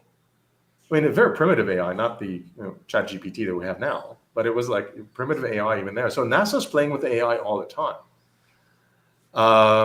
And being an AI expert myself, I can tell you that NASA engineers are tinkering with it for all sorts of reasons. They most likely have some amount of AI involved in their calculations and processes. AI is not quite ready enough right at this moment to be completely in charge of missions. There still very much need for anything for our comfort, because there's a lot of money involved in NASA missions, to have human in the loop, like humans are supervising all sorts of other people and the AI. So that's how they're operating now. But in 2-3 years, anticipation as AI is going to be much better than a human supervisor, and we'll be growing comfortable with it. And so we'll be able to say, well, okay, AI, you manage a mission now. And it's going to be better than a human supervisor. That's going to come pretty quick. And this is not only in NASA, but all sorts of companies and all sorts of industries. So there's that. Like AI in charge of missions, totally, in a few years. Okay. Let's go to Vinny. If an embassy is built, will this come with a seat at the UN in New York City as well? That's really interesting. I don't know, actually, the answer to that question, because these are all rules, right? Like they're very specific. Just because you have an embassy, like if the embassy comes first, you don't necessarily have all the affiliated rights. So typically the way this goes with a new embassy is that there is a country that wants to have an embassy on their territory to do diplomatic missions with another country. The other country is visible there, has representatives. They can typically pick up a phone and call. They have a conversation. They say, yeah, like we make use of the embassy if you build one. And then the country decide, okay, well, here's the land. You can build your embassy here, and it's your territory and it's yours. So it's a known nation from the start that does this. And that nation already has a seat at the United Nations because it is a country. Only an actual recognized country can do this at the United Nations. So in this case, an ET doesn't have a seat right now at the United Nations. It's not a country. It's a completely different denomination. It's a civilization. It's a collection of, what is it? Like we're not really sure, because they don't think in those terms anymore on their own countries, in their own planets. They don't have countries anymore for all I know. I've never heard of them talking about countries.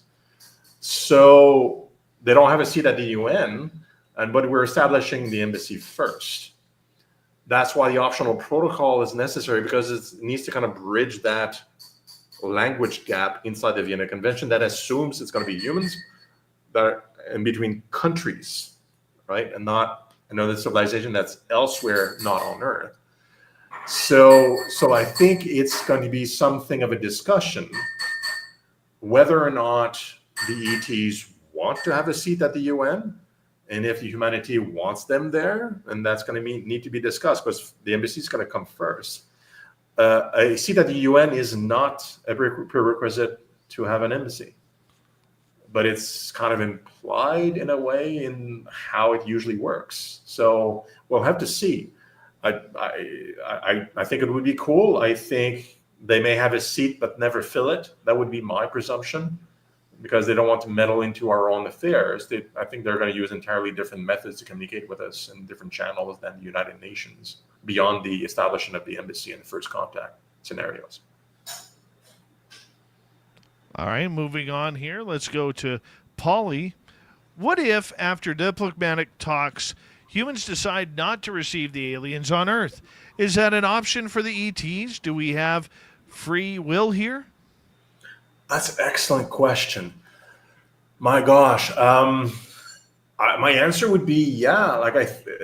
They've been waiting for thousands of years for contact. If we decide collectively, it's like, nah, we don't want to have that interaction. We want to just stay here in our bubble, stay away. I think they'll respect that. I mean, they stayed away for all this time. Why would they decide to force us? Like we said before, there's no material reason why they would need us or our planet or anything we do.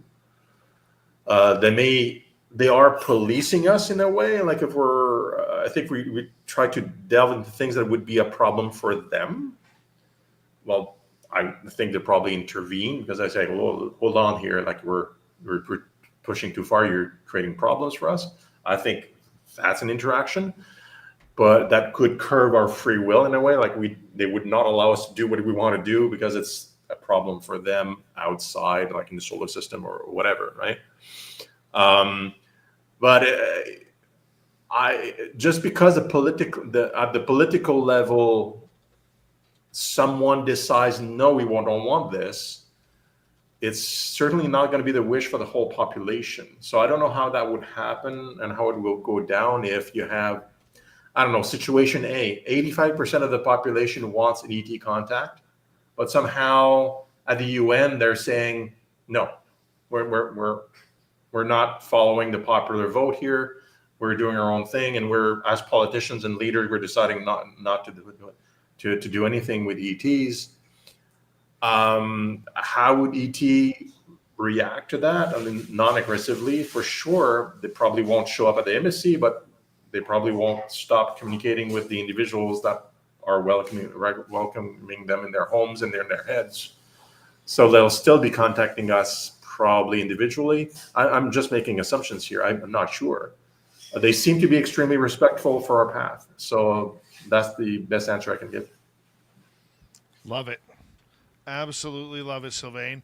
As we continue on with our audience questions, let's go to Joe here in California. If we give an embassy to one group of aliens, will the other groups of aliens get jealous and either want one of their own or start a war? That's really interesting. There's a bunch of stuff we don't know about their politics, right? From all sources I've heard, all the credible ones, is that there are a number of alien civilizations out there, and there are a number of groupings out there, like just in our Milky Way, in our galaxy, and they are all collaborating in certain ways, and it's quite possible, them being human, in quotation marks, because they're not actual humans, they've had conflicts in the past. They probably still disagree today on a lot of things. And they were probably in their past, just like we have and are even today, violent, right, and destructive. So right now, what's the prevailing thought in communication is that it is a group of aliens or ETs that are interested in us, and they're all collaborating towards us maturing and becoming forth. Not all individuals in those civilizations agree. Just like humanity, there's fringe groups that disagree.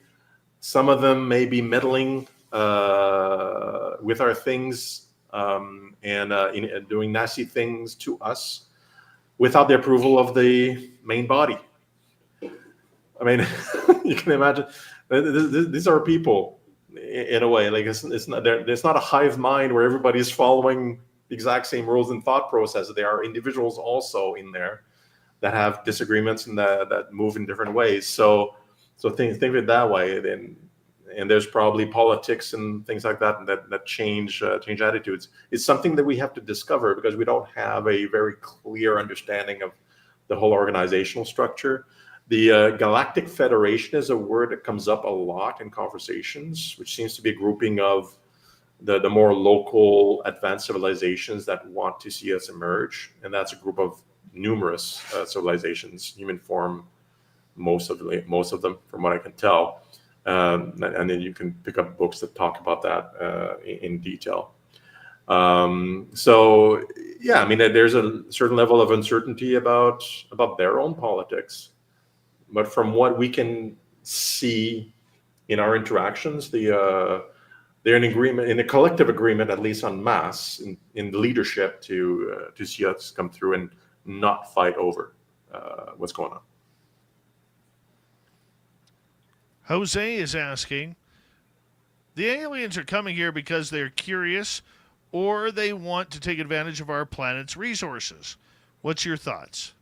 Definitely not for our planet's resources. The liquid water and our resources on planet Earth are absolutely abundant everywhere in the universe. Like, literally, like, abundant. There's no way they're interested in our resources. It's so much out there. Most of which, especially the more valuable resources, are more plentiful elsewhere in our asteroid belts and elsewhere in the universe. So not resources for sure. They are here for non-material reasons, like I mentioned before, for philosophical reasons, for emotional reasons. The main presumption is that they have a personal stake, an emotional stake in us growing up and become bigger, like a parent would see a child. They don't need anything from us, but they want us to grow up because they were material and involved in us being born, or at least involved very early stage and interacting with us when we were earlier in our progress, and later they still messed around with us. There's a bunch of stories that where they were around and interacting in a more distant way. So their reason for being there is more similar to a parent wanting a child to become mature. That's how it's easier to kind of think about it. They don't need anything. All right, let's go over to, let's see here, Polly again. Diplomacy means there are dialogues going on. Who represents planet Earth and why this person or group? Yeah, that's a bit of a question mark now. I'm curious about it too, because a lot of the processes that we initiate is going to get out of our hands. Like we raised funds, right? We have $50 million for the construction of the embassy proper, and other developers will come in and build a bunch of stuff, invest a bunch of money, because there's going to be a lot of money in tourism and commerce and all sorts of stuff. Even before ETs come, when ETs come, like the whole embassy and that country will become massively visited, the center of knowledge of the planet, all that good stuff. But a country is giving that land, extraterritorial land. Other countries will be involved in making that official internationally. So there's going to be political wheeling and dealing among each other. Most certainly, the country that is giving extraterritoriality, at very least, will say, if we're going to do this and they come, I want to be at the table. That's just my assumption, because that just makes sense. Other people around the planet will say, okay, like, we want also to be there. So, and the people outside of my organization are going to make those decisions. Who is going to represent Earth? And ETs know this. They've been watching for a long time. They know we're going to be this way. So that's why my assumption, this is speculation purely just through logic, they'll make the show at first contact at the embassy because that's going to be expected. They won't give away much. They're going to wave hands, show for the media. They're going to have a conversation at that building. There won't be much being discussed. Usually in diplomacy, the first meeting is very cursory anyway. There's no deep conversations happening in any case. So that's going to be expected. After that, my expectation is that they won't want to talk through a person to talk to the whole of humanity. They've been waiting for thousands of years. That's great. But then what happens when you have that filter there behind closed doors? Us citizens may not know what's going on all of a sudden. And from their perspective, is that what they really want? They want to talk to a leader or representative that filters information to the rest and does and controls the messaging? I don't think so. I think my assumption is that they'll show up in each of our homes at some point shortly after and say, hey, this is what we're talking about. This is what we're doing. And the intermediary will become pointless.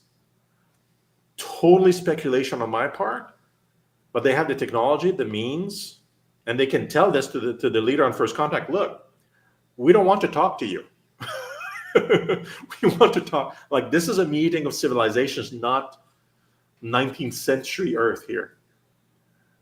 We're going to talk to everybody, and we're going to ask, and we're going to let people know that this is going to happen on Wednesday in 2 weeks, so that nobody's surprised. And we're going to show up in this way. It's going to look like this, and we're broadcasting to 8 billion people. No one can block. Presumably, that's my presumption. That's my assumption. That's what I would do. What they'll do exactly, I can't know. But I mean, this is not a science fiction movie. This is real. If their objective is to connect with humanity on a real level, they'll want to do something like that. If not immediately, sometime in the future, they'll want to have direct communication with everybody. And they'll invite a bunch of other people that are not representatives and diplomats at some point, communicating with everybody openly so that everybody becomes really comfortable with a dozen civilizations out there and what they look like, what they're thinking about. You know, you're scared of the strange. We're scared of what we don't know. If we get to know them, just like we know people through the internet, video conferencing, the fear goes away and now it becomes normalized really quick.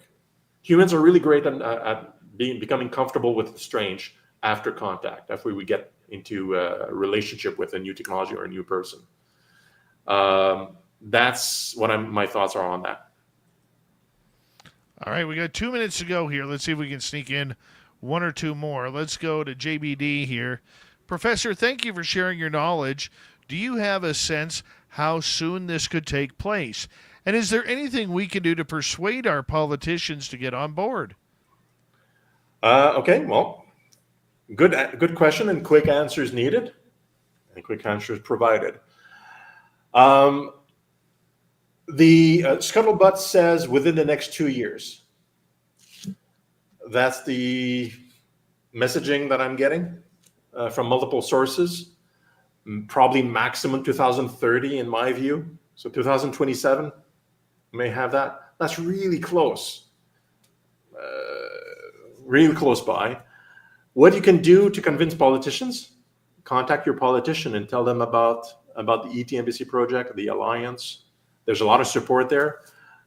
Contact organizations that want to support. Become a volunteer. Just support us by joining our newsletters and things like that. Just have conversations with people about this. We go to our website, see different ways you can contribute, time, energy, money, whatever. We're raising some donations for operational funds, but that's really minimal. But yeah, like anything you can do to get the word out so that politicians can see that there's interest from a massive amount of people to get this done, and get your government to ask for extraterritorial land to build an embassy. And we're not asking for money, so we got it. We just need the land. 20 seconds to go. Tell everybody where they can find more information in your website. Yeah, so the website is alliance4et.org. The 4 is the number 4, so alliance4, the number 4, et.org. And from there, you get all the information you can need, including ways to contact me directly and to become a volunteer and all that stuff. Sylvain, I want to say a big thank you for coming on Spaced Out Radio. An absolute pleasure to have you here. Coming up next in hour 3, we're going to go straight to the UFO report. Little Timmy James, and maybe even a little random guy coming up talking about the Tic Tacs. We'll be right back. You're listening to Spaced Out Radio with your host, Dave Scott.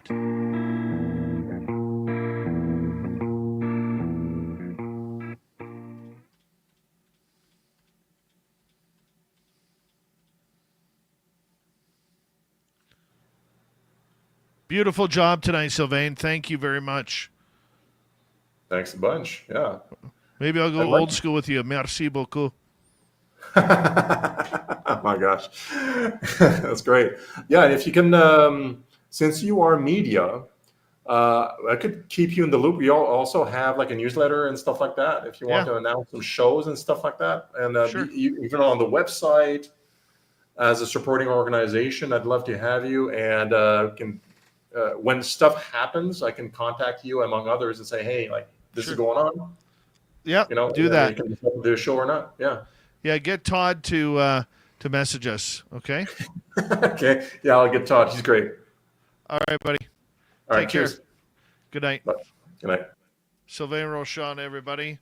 What a great guest. We'll be right back. Where is he there? We'll be right back.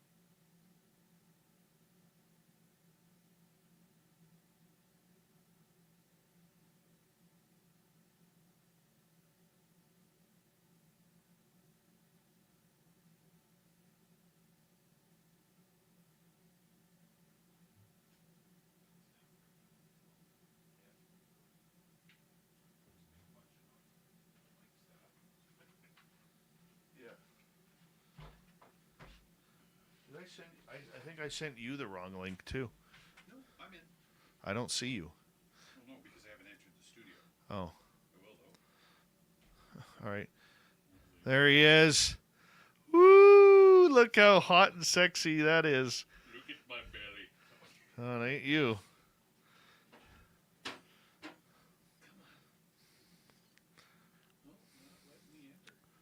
I'll send you another one.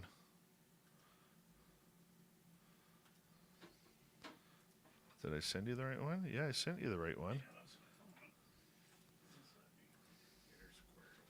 All right. Thank you tonight to our super chatters, Von Patrick, Walter, T-Bone, Deborah Rooney, and Kitty Caddywhack. Very much appreciate your love and support.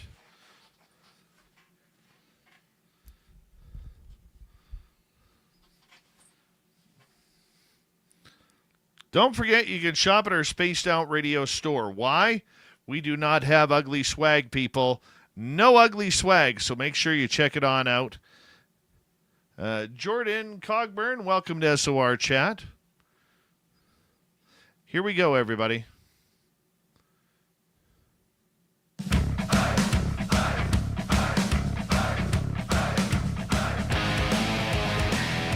Here we go with the third and final hour of Spaced Out Radio tonight. My name is Dave Scott. Thank you very much for joining us. We really do appreciate earning your listening ears wherever you are on this beautiful planet we call Earth. Hello to everyone tuning us in on our terrestrial affiliates around North America, digitally on every major podcast network. Our website, spacedoutradio.com. We have a plethora of features for you. Rock out to Bumblefoot, read the news wire, check out our swag as well. Follow us on X at Spaced Out Radio, Instagram at Spaced Out Radio Show, and on Patreon in the Space Travelers Club. The Desert Clam has set the password for tonight in the SOR Space Travelers Club. Kagoo. Kagoo is your password. Use it wisely, Space Travelers, as the Clam sets the password each and every night right here on Spaced Out Radio. We're going to head right to the UFO report tonight. Here's Tim. That is an interplanetary flying space saucer.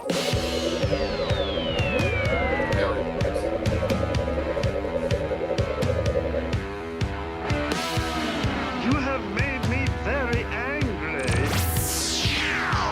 Very angry indeed. Little Timmy James, glad to have you back on Spaced Out Radio, my friend. How are you? I'm doing well, and you, sir?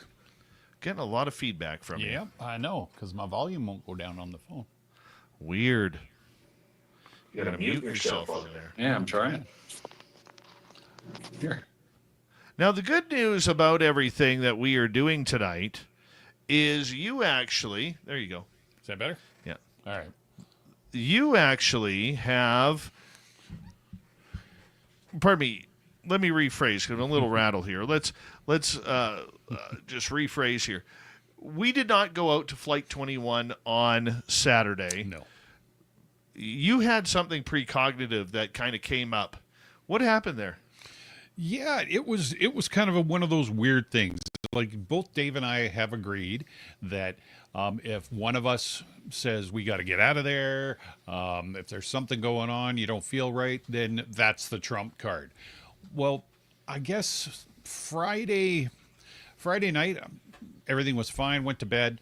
Had some really weird but vivid dreams about us driving out there. And the thing that was bothering me the most was we're just cruising along, and I could smell everything, I could see everything. It was like we were there, and there was a translucent wall in the way of the Jeep.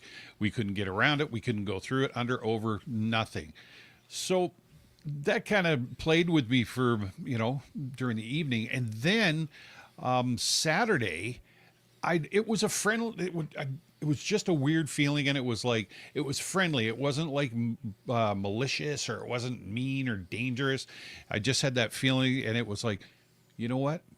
You just don't come. We've got to deal with something. It was almost like your parents saying, why don't you go downstairs and play with the toys? We've got to take care of some business.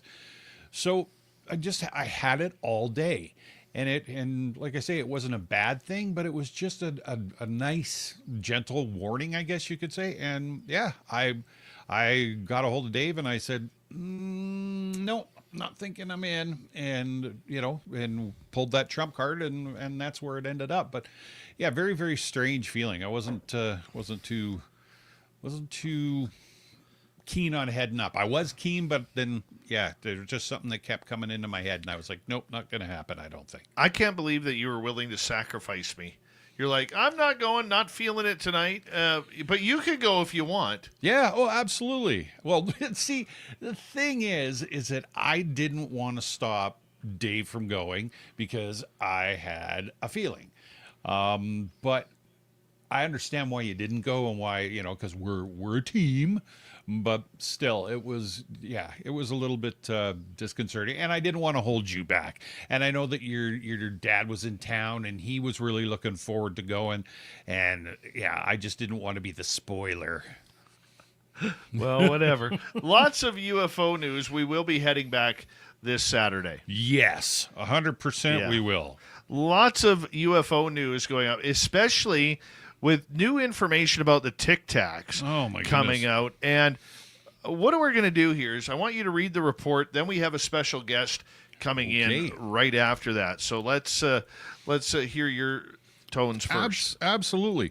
So a new rumor is circulating in aerospace and defense circles suggesting that the mysterious Tic Tac UFO observed by Navy pilots during the 2004 USS Nimitz incident may have been a creation of Lockheed Martin's secretive Skunk Works division. The claim, which alleges the craft's advanced capabilities stem from revolutionary propulsion technology, has stirred debate among experts and enthusiasts. Ross Colhart, an investigative journalist, recently stated the Tic Tac is Lockheed Martin technology. Why are we being lied to? Why is the U.S. government now participating at the White House executive level in collusion with the national security state to keep secret the fact that they've made these advances? His comments point to a narrative of government secrecy surrounding breakthrough aerospace projects. Adding fuel to the speculation, Congressman Eric Burleson has claimed access to insider information. I'm in contact with an individual who says the U.S. has discovered a new type of propulsion, and the Tic Tac UFO is Lockheed Martin.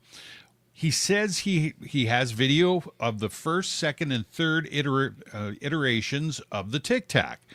I did see a photo. It's nothing that I've ever seen, Burleson revealed, hinting at classified evidence of multiple prototype versions. On the other hand, skepticism persists.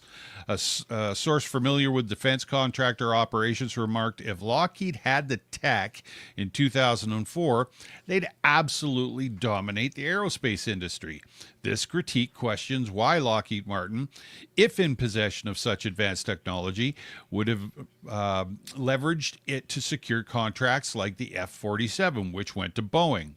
The rumor also draws on historical intrigue surrounding Skunk Works, known for developing the SR-71 Blackbird and the F-117 Nighthawk.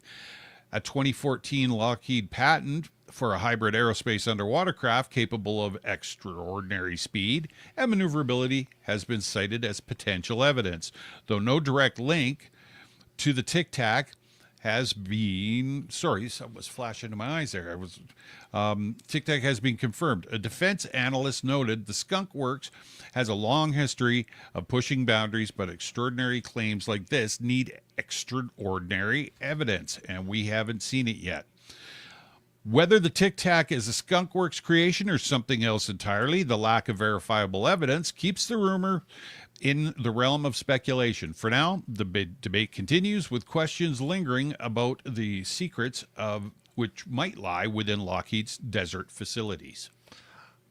Well, we have a person coming up here who a while ago, about a year ago or more, stated on this show that he'd been saying from the beginning that the Tic Tacs were not UFOs, that they were from somewhere else. Locally, just around the corner. Let's bring in our good friend Random Guy here as we say hello to the big RG. And, I know you have taken a lot of criticism on X and coming on this show, Random Guy, about a lot of the things that you have seen during your time and the people you talk to. What do you think of this latest Tic Tac episode? Because it was about a year and a half ago where you came on Spaced Out Radio saying that you weren't convinced that these were UFOs, that you were convinced that this was something that was familiar to a few people at that time. Yeah. First of all, is my audio good? Yeah, you're good. Thank you. Okay. Yeah. So, well, thanks for having me on, Dave, aka begging me on. No. Yeah. I mean, when you look at it, it's just a simple thing. First of all, one of the theories that I had posed at the time when this was a hot discussion a year or two ago was the fact that it was in the vicinity of our aircraft does not rule it out as being not our aircraft. Because that was part of the big narrative. It was like, hey, these are trained observers. These are the elite pilots of the world. They have access to top secret information and they fly with the best equipment and yada, yada, yada. And one of the things that I posed at the time was, I know for a fact, without being specific, that we test stuff against our own people. And just to see how they would react, how they would acquire a radar signature or whatever it is. I won't get into the details, but we definitely test R&D. I'm not saying this. I'm not familiar with the Tic Tac at all in any capacity, but from the way that the observations took place, the way that it wanted to be observed, the shape of it is almost like Tacit Blue without the winglets, if you want to go all the way back and do like some aviation history. So, yeah, I thought from the beginning it's either a drone, something anomalous, or us testing our own stuff against people. Those were my thoughts on the matter. And it turns out a lot of people are tending to agree with me, as usual, later. But I just have a little bit more background of identifying this stuff before people. So the other thing I would pose is, and you mentioned, and I know I've seen this on social media quite a bit, was, well, if Lockheed had that technology in 2004, wouldn't they be dominating the aerospace industry? Well, no, because there's a couple of moving parts here. One, when you're on the favorite, there's like 5 or 6 big aerospace contractors out there, and they all get a turn because we need them all. They all specialize in different things. And one of the things that they are masterful about, and this falls under, I don't know, because again, I don't do misinformation or disinformation, but one of the things that logically takes place is if something is getting a lot of attention and it is one of our assets, the best thing you can do is have official people come out and say, leak that it's XYZ, meaning saying, hey, this is a Lockheed aircraft, and probably it's not. It's probably somebody else's project, but they do that kind of stuff. I'm not saying it is or isn't, just trying to give you guys some insight to how things work. So, fire Allegedly. I want to ask you in regards to this, because there might be people tuning in for the first time, and it's the first time they're hearing you.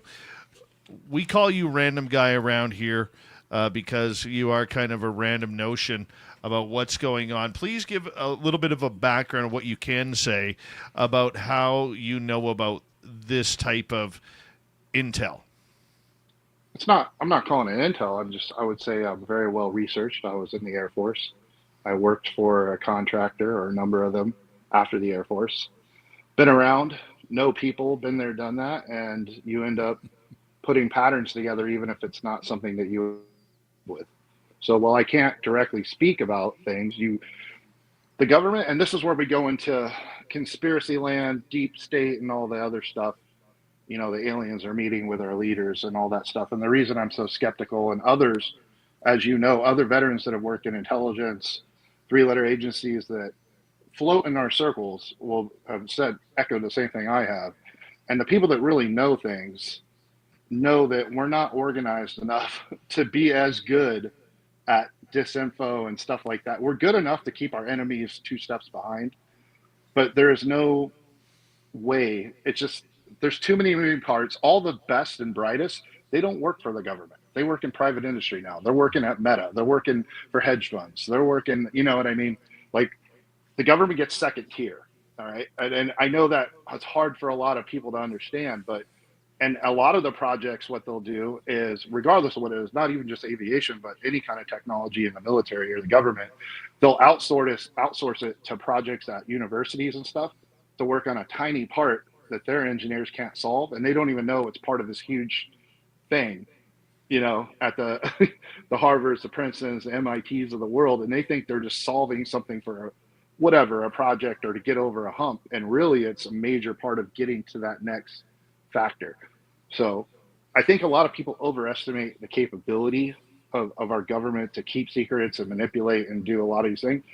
They're good at keeping the bad guys behind. That's what they're good at. They're a lot of, and of course there's secrets out there.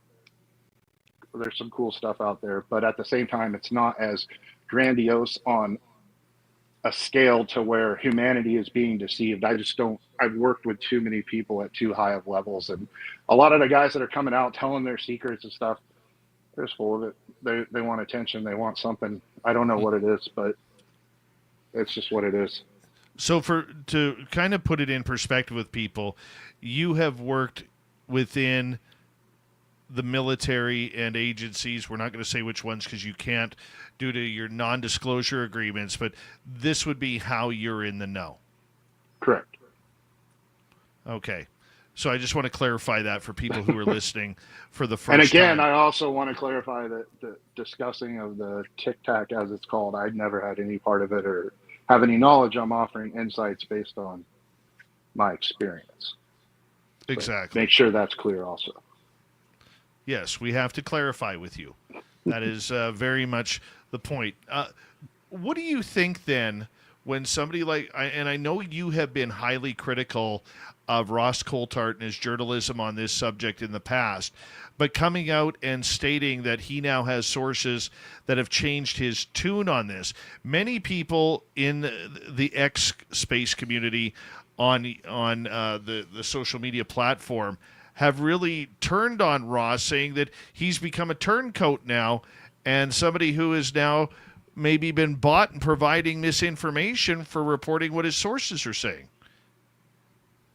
I honestly don't know. I actually reached out to Ross at one point when the Grush stuff went down, and then the other dude that came out, and I actually sent him a note, and he responded eventually. And it was funny because I was like, hey, if you ever want help vetting somebody, send me a lot that's in the United States, and send me, drop it to me. And I was like, because I was not super rude, but I made it clear, like, he didn't do his homework. So he was kind of like, the rebuttal was not pleasant, but I was like, whatever, dude. I was probably drinking when I set it off anyways. But, I just, this community is small. What's not small is the intelligence community. So there's a million guys that are both, think about every military branch, think about every contractor. Intel is huge. It's so massive, and there's so many subsections. And I think it's really easy to deceive the public when you have somebody that was like, oh, this guy would know because he was an analyst, or this guy worked Intel, or this guy worked OSI, or this guy, whatever, right? Like there's tens of thousands of those people out there. So if at any point, any of them are on a crusade for whether it be financial gain, spiritual gain, like whatever people have different motivations to do different things. It sucks because the general public doesn't have, and by design, doesn't have a database, the reference point, if that person is legitimate or not. All they can do is, you see this, let's see your DD-214, let me see your service record. And the problem is a lot of those get eviscerated even. We're in the information age. If you're full of it, you're going to be found out. Like I do this all the time with friends all the time. I'm in my 40s now. I was in 20 years ago. So like we come across people and it's like, dude, just don't even bother lying, because regardless, I could pull your paperwork. And even if I don't have that, we're going to know somebody that knows each other. And if you don't have somebody to vouch for you, I'm talking at that level, that community is, it's easy to find people out. It's a lot harder than just saying, I was in the army in Iraq with stolen valor. That's already scumbag activities. But when you're talking about this stuff, it's so specialized. There's only so many contractors. And if you say a contractor that's not on the list and I know, or somebody else knows who's on the list, I already know you're lying. I can't, but there's the thing, I can't call you out publicly because I'm not allowed to say what I know. You know what I mean? So it's like they use that as a weapon to spread their propaganda to their financial gain and whatever other goals that they have. Many think this ties to the recent Wall Street Journal articles regarding the fact that a lot of this technology is ours, and we're blaming it on aliens, and that has always been kind of a way to hide things. I mean, you've known people, you've talked to people around the military, around, I know you have friends in three-letter agencies. I'm curious for you, with that article that came out, do you think then that really opened the doors to really what's being hidden, and that we are, blaming a lot of this on UFOs and aliens when it is ours? I'm not exactly specifically up to date on the article you're speaking of, but in general, I understand the point. And so there's a tipping point. And again, I'm not an intel guy. I'm an operations guy, right? Like, I was in the field doing stuff. I never worked behind a desk. I never saw the paperwork other than whatever forms you sign to go, I worked with things. So it's a lot different world. All these guys that are talking about, oh yeah, I read a report on this, and this guy said this thing's over here. And I'm like, well, I could point you the door at the building of certain things. You know what I mean? And people that know that. So at the end of the day, what you get to is a tipping point with information. So if the story forever was, hey, we want aliens to be real because that's a good story. I'm just saying hypothetically. If the cover story was, we want a consciousness of the public to believe aliens are real by denying it to the point that they don't believe us. Does that make sense? Like, and that was possibly a cover story. Well, then if we find out through exposure, whistleblowing, whatever, that, oh no, the alien story was just a cover for our stuff, now they have to go all the way the other way till you can catch them lying the other way. So for instance, if they go, somebody comes out, like it sounds like that article, tell me if I'm misspeaking here, that article came out and said that the alien stuff was a cover story for terrestrial technology, correct? Yes. Okay, so if that's the story and that's true and that's what happened, what they now have to do is go all the way to the other side of the pendulum with it to maintain operational security, meaning they have to overexpose untrue things about terrestrial capabilities that are not true, so their adversaries can't decipher. Because the whole point of having an alien cover story is so that when something amazing happens, our adversaries don't say, we want to build that too. If you just write it off as aliens or God, you're not putting your engineers on it. You're not sending spies to steal the blueprints. So this is just, and again, I never even worked in Intel, but you're around this world enough, you understand how these things work. So look for the paradigm or the shift to go all the way extreme now to everything is BS. There's no such thing as aliens, because then they're going to catch you. When I say they, I mean the public. Then you allow the public to catch you in a lie that makes them cast doubt on that story again. So it brings you back to the mud so that you can never have clarity. This is how this whole thing works. Okay, so with a minute to go before we have to go to break, and eventually one of these days, Tim James will ask a question, being the UFO guy. Do you think then that maybe those disinformation people kind of got to Ross to throw him in a loophole?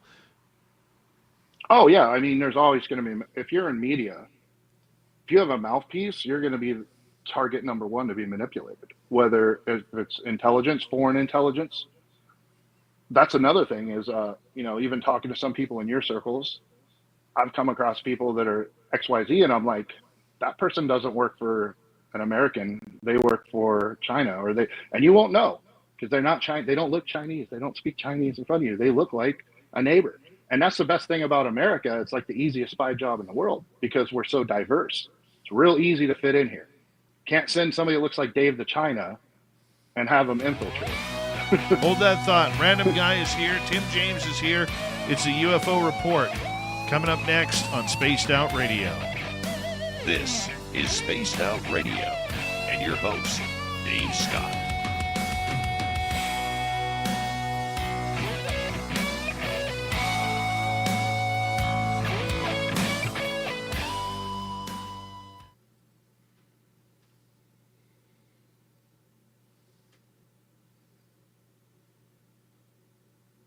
All right, we're clear. Perfect. Philip Blair, how you doing? Tim, you're allowed to speak here. You know that. Oh, I love Random Guy, man. It's so just plethora. It's a plethora of information. His head's going to get bigger and fill in the camera more. That's okay.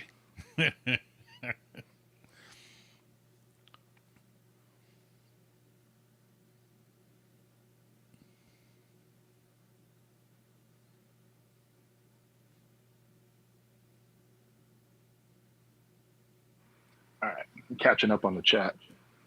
Were there any questions? Probably I not. had some Probably just questions. everybody telling me I'm on the inside. I'm full of it. I don't know what I'm talking. I'm just kidding. No. They were actually impressed with how you're looking, though. A couple of the people What do you mean? saying you're looking damn sexy. Oh, I thought you meant sober. That too. Good for you. Wow, you don't look like a slobbering mess tonight. Great work. Good night, B. Arthur. Have a golden sleep. Oh, Jesus. Bump. Plethora, is that the word of the night? Word of the year, word of the decade. What's that? Transparency? No, plethora. Oh, okay. Just making sure. Joe Monk says you're his hero. No.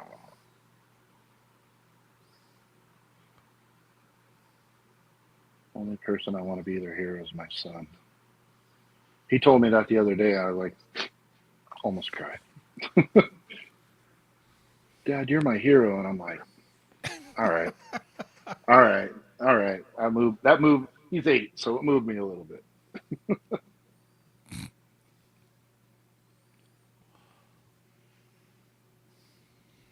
Are you west or are you back? I'm at home? my beach house. Nice. I'm spending most of the summer at the beach, and then Yeah, you need some paint on those typical beige walls. How's your Volvo doing? so I rent. Can't a have walls townhouse like out that here. without driving a fucking Volvo. Dude, it's so bad. This is a $4,500 a month townhouse, and it's complete. It's like 1,100 square feet. It's ridiculous. Oh, wow. It's so bad. But I'm right by the water, so you're paying for location. Hmm. I only miss Vegas because my kids are there, so I have to commute every weekend to go see them, kind of thing. That's been a pain in the ass.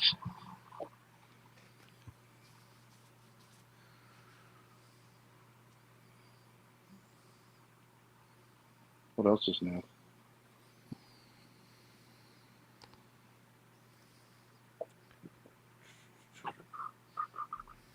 I'll get some questions from the audience here.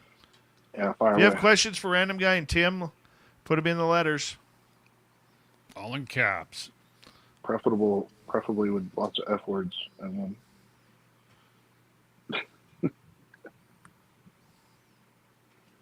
so weird. I'm using my iPad. That's why it's messed up. I'm sorry. It's just like the angle it's sitting. It's showing your double chin beautifully. Oh, wonderful. Burn. Perfect. Boondog, how you doing? Let's see. The hair looks tight, though. The Brill cream you put on there looks excellent. You know, it's funny. I didn't even put gel today. I think I've finally lost enough hair that it doesn't go out of place. Rano how you doing? Embrace it, buddy. Oh, no. I look like Astro Boy at 50 years old. It's like, Yeah, you do. Can you just put your arm up like you're flying? Or Bob's big boy. yeah, exactly. That's what happens when you're like 30% body fat. Things go bad.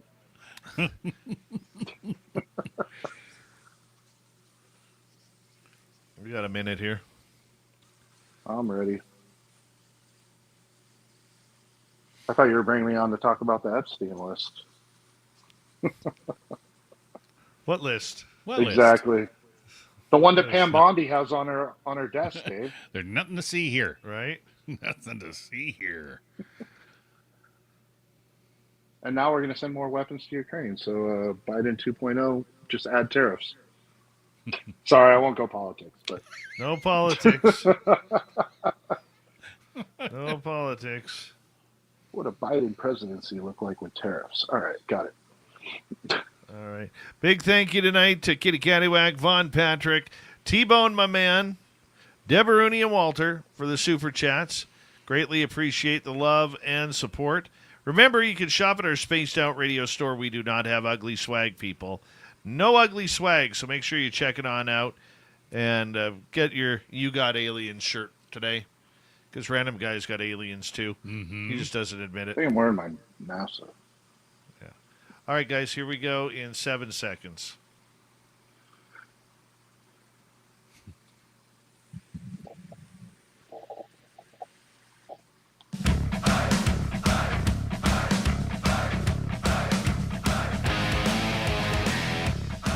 Welcome back to the final half hour of Spaced Out Radio tonight. It's a UFO report. Little Timmy James is in studio. So is Random Guy. We'll give him a wave. And we have all of you tuning us in as well. Reminder to all of you that if you've missed most of this show or others, our archives are always free on YouTube or any major podcast network. Our website, spacedoutradio.com. We have a plethora of features for you. Rock out to Bumblefoot, read the news wire, check out our swag as well. Follow us on X at Spaced Out Radio, Instagram at Spaced Out Radio Show, and on Patreon in the Space Travelers Club. Here we go. Little Timmy James, UFO report, hanging out with us. Random Guy as well. We're talking about the new Tic Tac debate, something that he mentioned on this show almost 2 years ago, a year and a half ago, 2 years ago, saying that they were ours. And lo and behold, the report's coming out because Ross Coulthart has said so. And when Ross speaks, everyone listens. Apparently. Yeah, that the Tic Tacs could be from Lockheed Skunk Works. Random Guy, welcome back. Hola. All right. Let's get a couple audience questions about this. Sweet Robbie G is asking, if it's ours, then the government should be able to show it, right? Cat's out of the bag. Oh, come on, Rob. It's not your first day. If it's ours, and let's see, 2004. Yeah, right, we got about 15 more years, and it'll be announced. That's how that works. Okay, for people who don't understand, why do they do that? What do you think? What do you mean? Why would you not understand that? It's a secret. If it's real, if that's what it is, I don't know. Maybe it was balloons or something. I don't know. But if you have an asset, first of all, when you're the first concept here that people think like there's this never-ending linear development of technology, and that's not how it works, right? Like you look at all of humanity, there was probably a large segment of time. Why do I feel like I'm doing a TED Talk? But there's probably like a large segment of time where we didn't have fire. And then we had fire. We knew how to create it and harness it. And then we could cook food, and that would keep us warm in the winters, and we could migrate and do all these things. It was like an evolutionary leap. And the same thing with the wheel, and the same thing with various technologies, right? So when you're creating a technology, there's often a gap. Sure, a smart person could explain this better, but there's usually a gap of technology. And even though we're looking at a very niche, minute section of technology, military, energy, weapons, Department of Defense, anti-grav, whatever you want to put under that umbrella, if we have figured any of that out, there's going to be large gaps of time between when we figure one piece of it out versus the rest. And it could be 100 years, it could be 500, it could be 1,000. Obviously, things are amplified and move a lot faster. But just because you developed, one of the common things I hear is, wow, they developed the SR-71 in the 60s. Imagine what we have today. And yes, it's true, we do have amazing things today, but physics haven't changed a whole lot. Other than the quantum world, we've discovered things, but we haven't figured out how to manipulate them. So let's just, for sake of argument, assume we have figured out how to manipulate certain kinds of physics. If that's the case, it's not like you don't grow on that linear rate. It's not like microchips where they go, what's the law? There's a law about microchips getting twice as small every 4 years or something. It doesn't work with that when you're talking about this kind of technology. So aerospace technology largely is unchanged in the last 50 years. The difference was being able to make the computer systems smaller, be able to make better systems to determine what works for airfoils and stuff like that. you're not just going to go from a jet engine to teleporting in 20 years just because, that's what a popular thing to say is. People that know that's not how it works. All right, let's move on to another question here. And let's go to Kim. What are your thoughts on the cap point for knowledge? I have no idea what that even is. Neither do I. Me either. Me either. Sorry. We'll move I'll on. have to chat GPT some of this. Necessary Dialogue's asking, how much tech have we advanced in from UFOs? Can we even answer that? Well, if you consider it terrestrial UFOs from our adversaries, quite a bit. but aliens, I don't know. Can't prove it. All right, moving on to another question. Tim is asking, not sure if it's Tim or his goatee. Try his goatee. Probably his goatee. Timo. If the Tic Tacs are ours, what type of propulsion tech are they using with no control surfaces? Well, obviously I don't know, but I would speculate. This. Like I said, the design is similar to Tacit Blue. One of the things that I hear kicked around a lot on the internet, not from my work experience, is transmedium vehicles. And I've also mentioned on the show before that I believe that if there is anything out there that's extraterrestrial, it's in the ocean or associated with the ocean. Transmedium means a good place to test if your vehicle will work in space is if you can move from an air fluid to a liquid fluid without changing the dynamics of the vehicle. So by having anything hanging off the side of it, if you want to be able to move from water to air, then you would need a separate propulsion system. Now, it could still use some kind of thrust that we're not familiar with, or maybe it's a hybrid. Maybe it's some kind of thrust mixed with a weak anti-grav. I don't know. I'm just speculating here. But when you look at designs and you think logically about it, that's the goal here. The goal is not just to have something that flies around. We already have everything that flies around. We already have drones. We already have satellites. We already have super fast airplanes.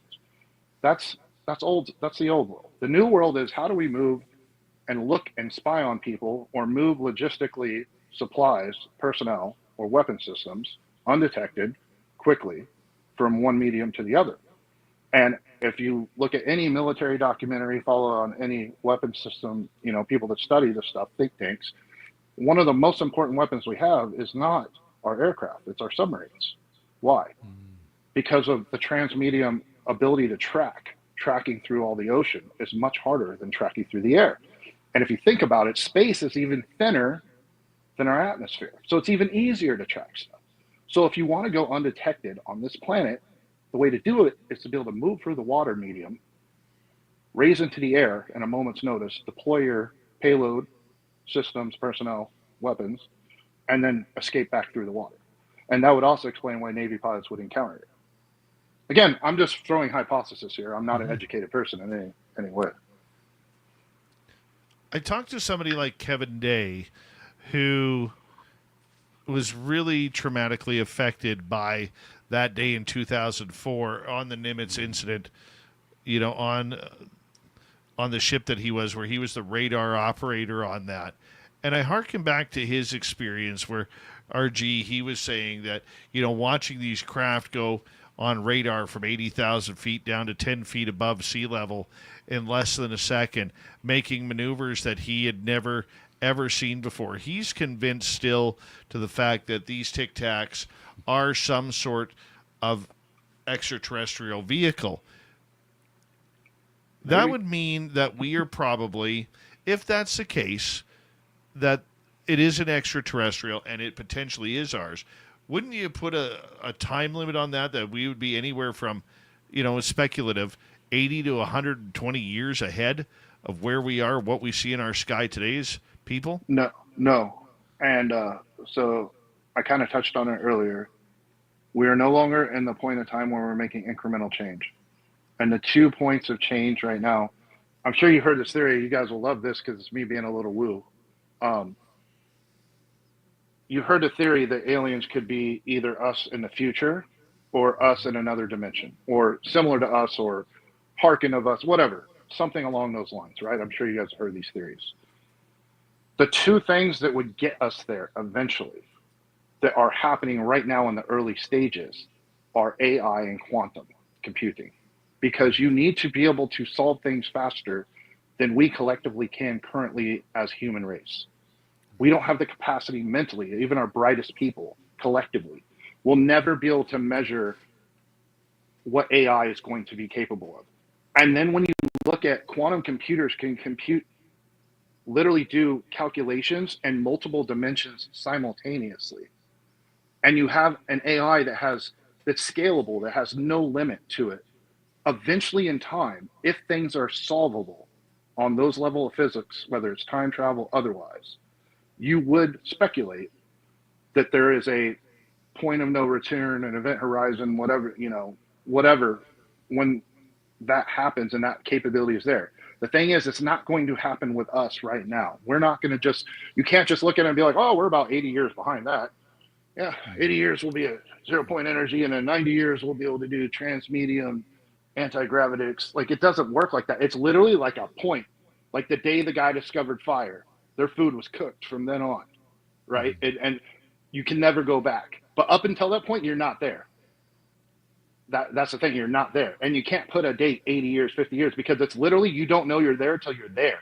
Because you found out by accident, you did that experiment right the one time, and you got the cure for cancer, you got jet propulsion, you got whatever it was that you were trying to figure out, and humanity's never the same after that. So you don't quantify it.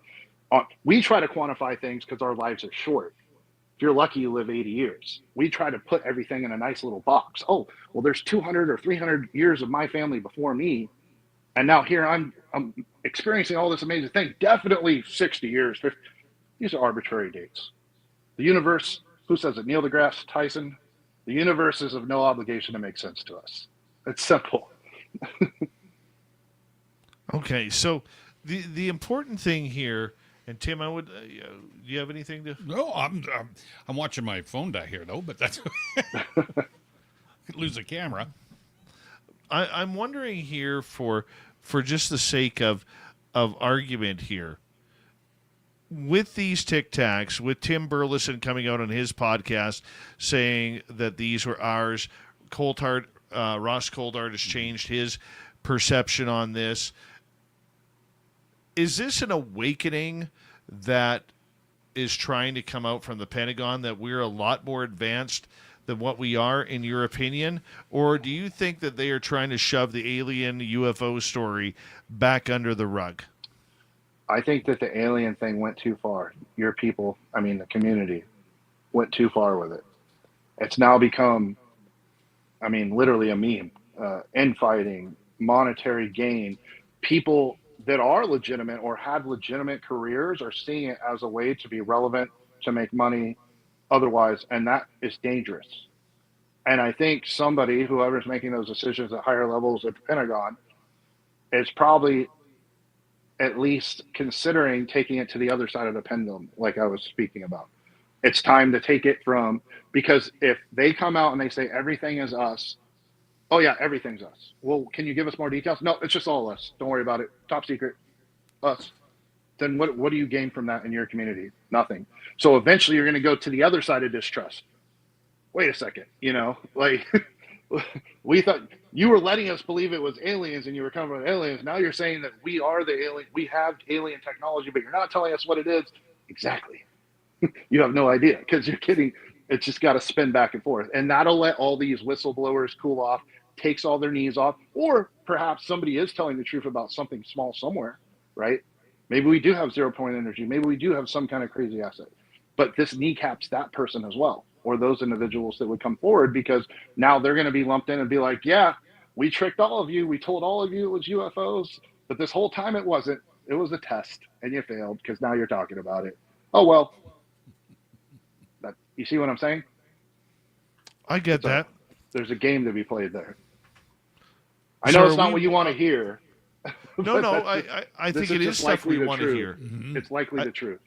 I think it is stuff that we want to hear. And I think it also really derives the fact, it gives a little bit more credence to what we've been saying on this show for a long time, that UAP are man-made objects. Mm-hmm. UFOs, they have no clue what they are or what they're all about.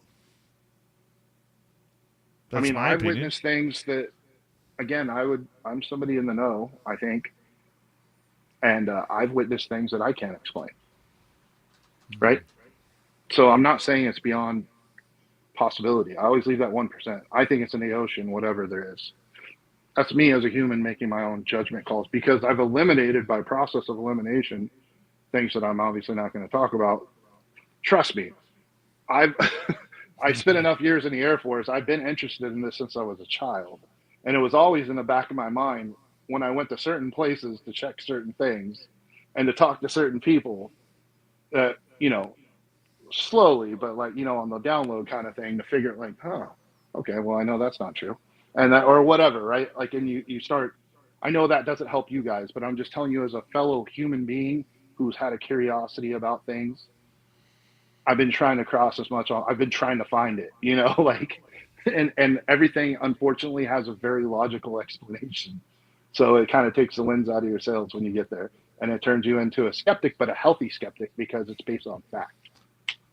Jeremy Corbell and Sean Cahill both came out very tersely on X, saying that these latest reports are erroneous and that Ross Coulthart doesn't know what he's talking about regarding this subject matter and whether or not the Tic Tacs are Lockheed Skunk Works, and instead double downing on the fact that these are aliens. Your thoughts on that? I can't dispute it. I can't prove it. I can only tell you what my thoughts are. And my thoughts on this 2 years ago, or whenever have I been wrong yet about anything we've ever talked about on here conclusively? I think I've only been validated for everything from balloons on. So, well, you have been wrong about your own experiences, because you claim that you don't have aliens, but you do have aliens. You've admitted that. Okay. When it comes to things in the news topics that we've discussed, since you've known me, have I been wrong, outright wrong about anything? I think you have been batting a very high batting average that would win you, a Silver Slugger award. Okay. My point is this. Everything that I say is based on experience and opinion. I don't have a website. I don't have a YouTube channel. I'm not selling merch. I come on here because you asked me to. I don't. And my rest of my life and the rest of my world, I don't deal with this stuff. So I think that lends to credibility. And again, if somebody doesn't believe me, I don't really care. I'm just here to help you. For you guys that care, that want to know, if it leads you in the right direction, if it eases anxiety, if it gets you closer to, because my thing is this, for those of you that pursue this stuff on a full-time basis, or even as a hobby, but you invest your time and effort, and it goes beyond just being a true believer, because you could have faith in a lot of things, religion, otherwise, and just enjoy putting yourself into that. But if I think about, there's nothing I'm passionate about in my life that much. But I think if I were to give my time and effort, money, whatever, invested in something, I'd want to know what I could cross off my list and not waste my time with. So there's plenty of unexplained things we could talk about, like the ocean stuff. But if we can cross things off the list and go, dude, it's like a 90% chance or 100% chance that's not what you think it is, wouldn't you want to move on to something that it could be? That's just my take on it. What about one of the generals with Space Force then recently stating that, and we covered it on the UFO report, Tim, basically saying that we know there is life out there. I mean, I'll say I know there's life out there. Prove me wrong. That's one of those type of positions. You just look at mathematically, it would be, now what phase of life is it? Is it, a type 2 civilization? Is it organic moss floating in an intergalactic sea? What level? I don't know. I'm leaning these days more towards we live in a simulation, just because life is so ridiculous and the most ridiculous things just keep happening. And I'm like, But here's the thing. Simulation theory is not all that different than a lot of other theories, because it still fits within the scope. Just because you're in a simulation doesn't mean you don't have free will. Just because you're in a simulation doesn't mean there's no God. Like we could go down a lot of venues where it still fits the universe that we live in. Also, how about this? Human beings, we only observe 5% of the universe. We see this much spectrum of light. We hear this much audio. Even with all our fancy tools and we can measure all these spectrums, we're not doing it all the time. And then frankly, if we did, it would overload our sensors and our brain, and we would go crazy and not be able to function because there's so much input on so many wavelengths. And that's just stuff that's stray floating through the universe. Imagine if we ever encountered an actual living world with biological and organic organisms, and it was of a different spectrum. Would we even know what we're looking at? You know what I mean? Like, there's so many levels to this that we don't consider on a trivial level, because it's just easier as human beings to talk about stuff over coffee, about aliens coming in our room in the middle of the night. But there's a lot more to what an extraterrestrial might be and what the real observable universe might be. But then we get into philosophy and not into fun Tic Tac stories. Closing thoughts as we get ready to wrap this up. With Tim James has been a mouthpiece this hour. Couldn't shut up. And knock it off. And random guy here talking about the Tic Tac incident. Do you see any more coming out of this, RG, regarding this story, or do you think it's another path that's been shut down? No, because there's only one of three possibilities, right? So either it's ours, and they talked about it being ours, and they're going to go spank everybody that talked about it because they weren't supposed to, or it's not ours, and the cover story is it is, and how do you prove something's not ours, right?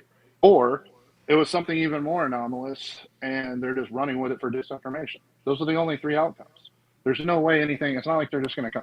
Yeah, maybe if it is ours, like I said, the usual from concept to, and again, this isn't hold fast because of the way technology works, you're looking at 30 to 50 years, before something, the first engineer puts it on a blueprint, and the time they have the thing roll out of the hangar or whatever. That's it. Random guy, thank you for joining us. Little Timmy James, thank you for a loudmouth on this UFO report as we say goodnight to these two fine gentlemen.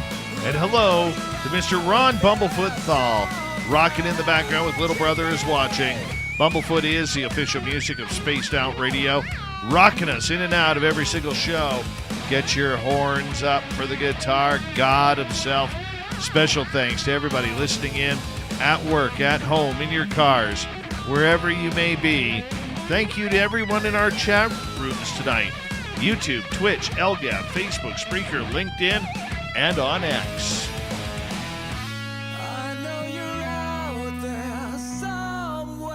Remember, this show is copyright by Bigfoot Broadcasting Limited. Thank you so much for choosing to share your evening with us, because together, my friends, we're watching.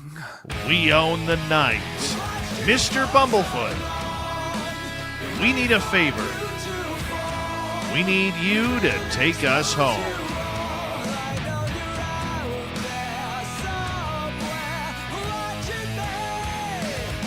Yes, the Woo train has docked for the night, but soon, my friends, we shall ride again. Your seats are always available. Your tickets never expire. And if you want to bring a friend, we've got room for them too. Good night, everybody.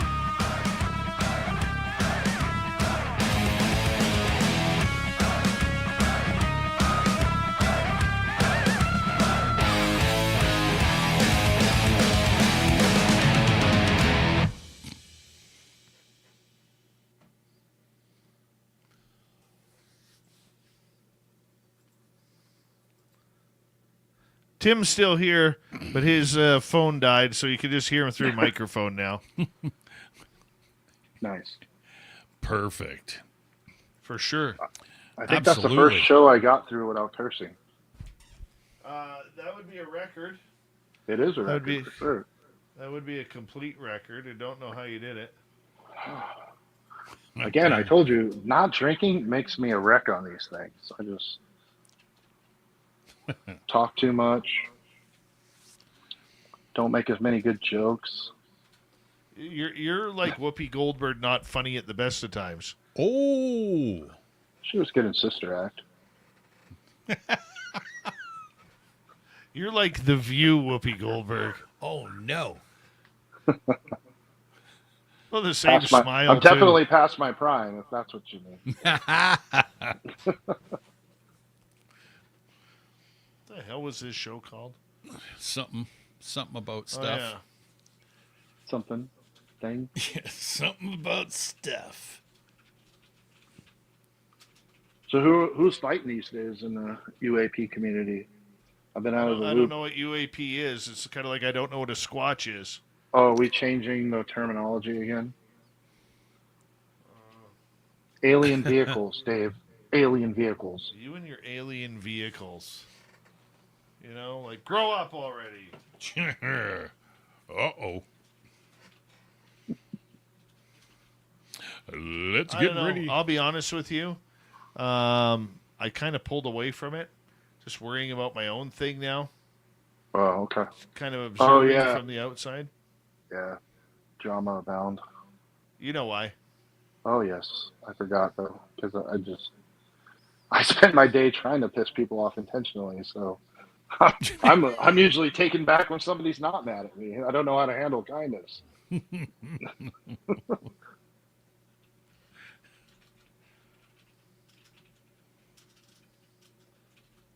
See what the chat's up to. When do you go back home? This weekend. Very nice. Yeah, Friday. If Ted Danson and Whoopi had a baby, it would have been Random Guy. Okay. You'd have a big bald patch on your head. That's right. Your head, though, from Ted. I don't have any balding yet. Oh. Neither do I, buddy. Just receding. It's not balding yet. I don't even have. I'd rather have receding than like a hole in my head, right? Yeah, no doubt. Just embrace it. Yeah, but then I then actually we could, don't look bad with a shaved head. I have a symmetrical head, so. Yeah, but then we could crown you, put a thick mustache on you, and call you Dr. Phil. Oh, Jesus. Is that filthy in there? What's up, dude? Tim Mothman, what up? Dirty Filth is missing you. I think he wants to share a slice of pizza with you. We shared something previously. Ooh, careful, family show. It wasn't a woman. Don't worry. I think Random Guy actually had an opportunity to run his fingers through Filth's chest hair. No. Could have been. No. That was Jim Goodall. That's true. You see his new Corvette? Yeah, I did. I liked his old one better, but don't tell him I said that because it makes him sad. I know, it makes him very sad. I'm sad for him. He loved that car, man.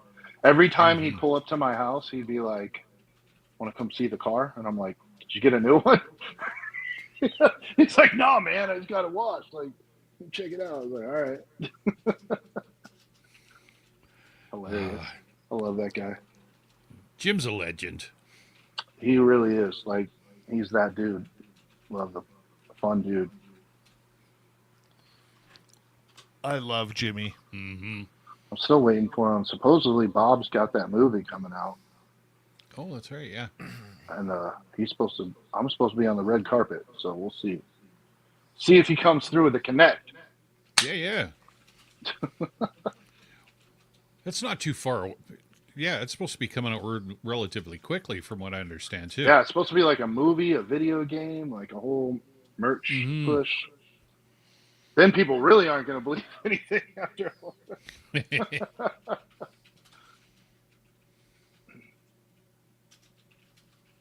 see what chat's up to. 1 second here. True story, Phil.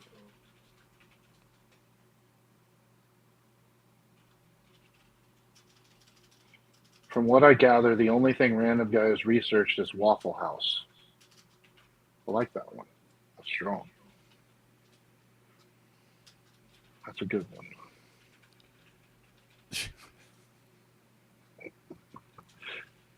one. Chat is so much kinder tonight.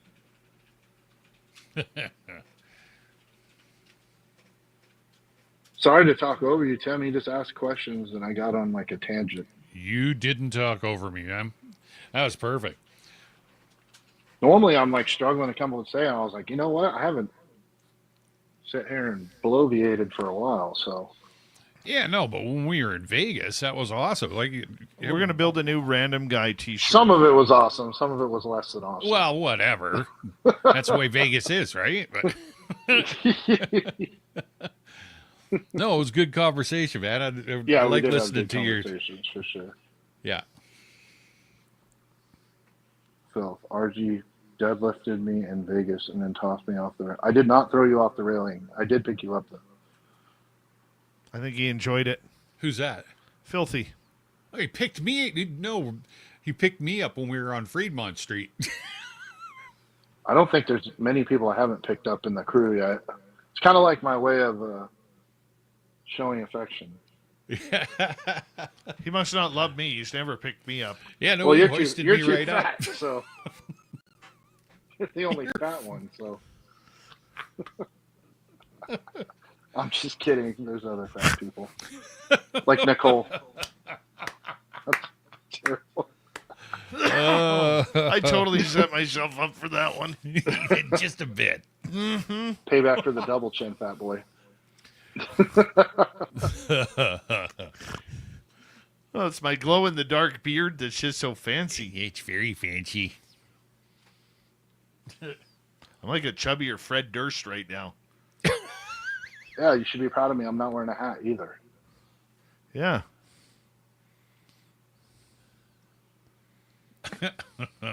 No, I actually think this trip that you guys came down was actually one of the best ones. Wait till the next one. Yeah. Other than a 5-minute period of time. Yeah. But we're not going to let Merle pick which the we hotel. will not. Yeah, we're not letting Merle pick the hotel next time. Yeah, you should just ask me. Yeah, we will. I'm telling you, the plan is that here's the best thing you could possibly do. All right? Take it from a guy that lives here. All right. Rent a mansion for the weekend. You can get a massive, like 6-bedroom, and not just 6 bedrooms, but there's rooms in between and couches. So you get like 10 people up there to split the cost. You could even have a night where you have like charge an event ticket price, get a DJ out there, like catering. So you could make it like a crazy weekend. And yeah, you could go to the strip and gamble and do your little walk of shame or whatever you want to do. But just having that in the background, Love the walk of shame. You can get crazy ass houses for like $3,000 for a weekend out here. It's like, it's pretty good actually. It's a good deal.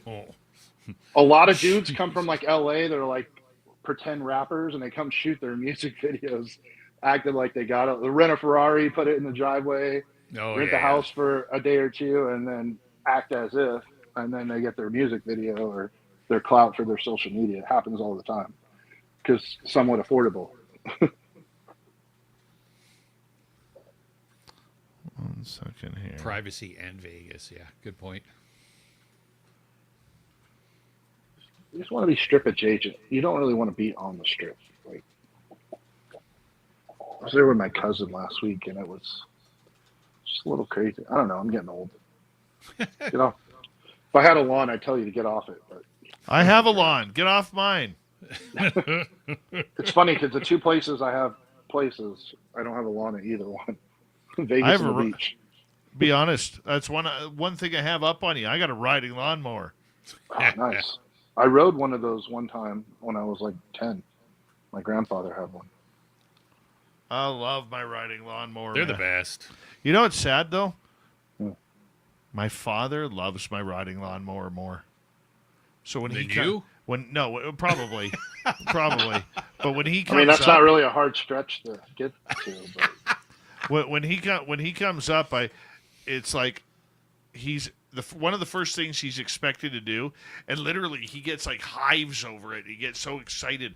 His ADD kicks in, and he's all like, "We gotta mow the lawn. We gotta mow the lawn. Where's your weed whacker?" Dad, I hate weed whacking. Gotta mow the lawn. Okay, here it goes. Fire it up. Take her for a rip. I mean, you know what it is. It's like men, we don't mind mowing the lawn because it's like we're destroying something. You're still cutting grass. Like you're using heavy equipment and you're destroying something. You get the breaks. It's not like dishes where You got to use care. You can't. If you could throw your dishes into the dishwasher and like smash them, like we'd line up to do the dishes, but it's not destructive enough, so we're not interested. Cutting the grass is somewhat destructive. You're killing an organic life form, so brings happiness. Brings happiness to us. Soothing. Right. Yeah. Gotta admit, yeah, there is something about it. That's what it is. We just like things that are destructive. It's our nature. You got that right. Want to burn stuff? Damn it! Want to knock that wall out and remodel? Like we just want to break shit. Good. No clipping tonight. Oh, good. I had clipping last night again. Again? I know why now. Okay. I figured that part out. All right. Yeah.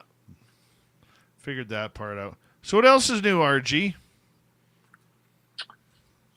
Trying to survive in the struggle, man.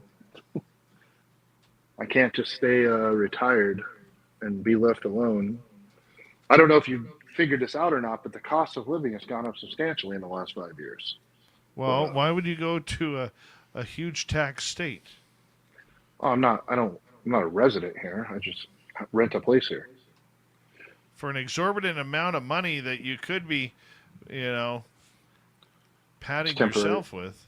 It's temporary. I have other reasons for money-making reasons. I know. Why. I'm just giving you a hard time. I know those. All the disinformation money that I'm getting paid, I just put it straight on the house.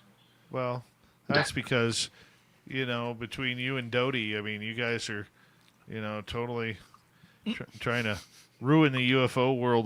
Dude, he got into it, like, in some of my veteran groups, guys were going after him. What the hell was that? Well, you got some aliens going on, or what? Dude, I'm not even lying. There's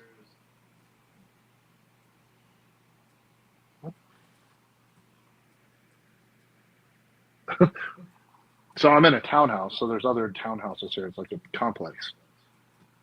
And the roof next to me has like a spotlight that was shining down, but there's like a helicopter one, just a little one. And we're 40 feet in the air, 30 feet in the air. There's no helicopter. I was like, wow. All right. Random guy's got some aliens. He's got some Tic Tacs. They're back. He's got some Tic Tacs there. Well, that's for fresh breath. The old RG Tic Tacs. You know what's weird is if I think if I ever did see aliens for real, I'd just be like, of course. Like, I'd just be annoyed by it probably more than anything. Like, let's see. What else do I got to deal with today? Like, hold on a second here. I believe that's how the "Fuck You, Dave" T-shirt started on Spaced Out Radio. It was because the store because somebody got fucking aliens. My reaction was not some life-changing. Oh, finally, of all humanity, it was like I don't got time for this right now. Like, you literally told the aliens in your bedroom, "Fuck you, Dave." Went right back to sleep. So you think? Yeah. Blaming me for aliens in his bedroom. Never happened. Didn't happen until I started hanging out with you guys. And then, just to add to the story, apparently, whether he's bullshitting or not, I don't know, because he's Mr. Disinformation. Okay? Yes. Apparently, the one alien looks at the other one, like, after he says, "Fuck you, Dave," okay? Looks at the other one like, what the fuck's this all about? Yeah. Who's Dave? Dave's not here, man. In the dream, they literally looked at each other like, can you believe this motherfucker? Like, the audacity. He's just going to go back to sleep. Yeah. It's kind of like one of those things, though. What are you going to do? Like, Well, first off, you have when to I was younger, I would have have been afraid. When I was younger, I would have been afraid. Now I'm like, I'm more afraid of going to an ATM in a bad neighborhood than running into aliens now. So that's grown-up maturity right there. Because what are you going to do about it? It's just like one of those things. If they're going to take you, they're going to take you, right? Not like I can scream if you want to. Yeah, exactly. That body paralysis stuff. Didn't you have when I was younger, I was afraid of everything. Like everything. The dark. I wet my bed till I was like 7. because I was just fearful. Like, it was sad. It was embarrassing. And then that's why I probably overcompensate now. But it didn't matter what it was. Hey, can you go take the trash out? I'm like, not during the nighttime, Mom. Yeah, no, I was the same way. I'll do it first thing in the morning. I'm not going out there in the dark. No. Now, mind you, I didn't like live in the woods or anything either. No. I always lived in cities, and I was still afraid to go outside. That's how much of a pussy I was. But yeah. It's like when I grew up as a kid. I grew up in the cities as well, and I remember, my mom. Everything was in the fucking basement, right? Mom would be like, "Could you go downstairs and grab a loaf of bread out of the deep freeze?" I'd be like, "I'm not going down there. It's dark." Bread in the basement? You grew up in USSR? Like in the deep freeze in the basement. That's where. Oh, that's right. You guys are Canadian. That's pretty much communist. Yeah. Yeah, everything was stored downstairs. Hey, go get did you lock the basement door when you brought your bike in? And be like, damn, yeah, I'm pretty sure I did.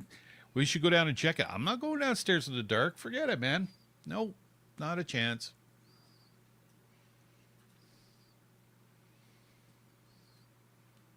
That's the way it went. Mm-hmm. I'm just going to wait like 20 more years and then in my 60s be a whistleblower. Except I'll just totally make up shit, which I think most of these guys are anyways.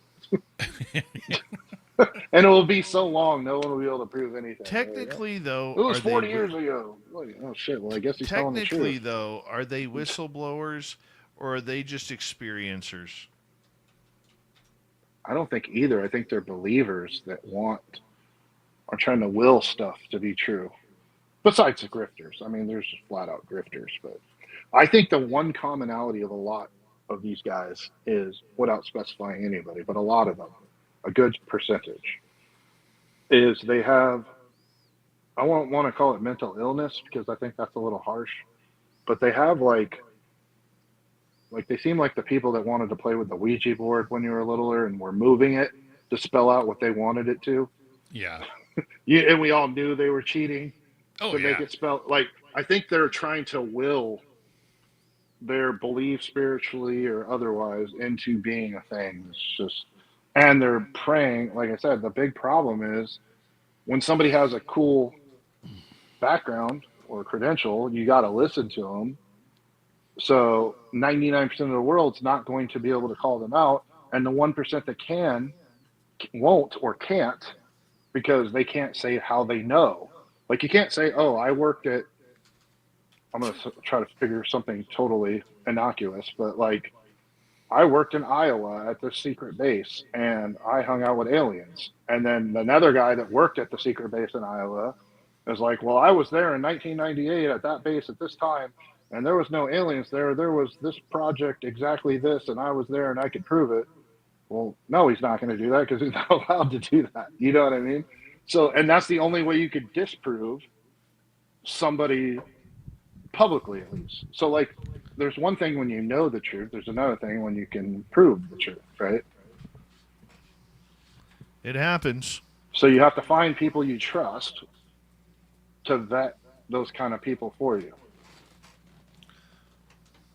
And that's why we have, in the veteran community, we have a big community where those of us that trust each other talk about figuring out who people were and were they vetting them ourselves, even if we don't expose it all on the internet, so that we can laugh about it.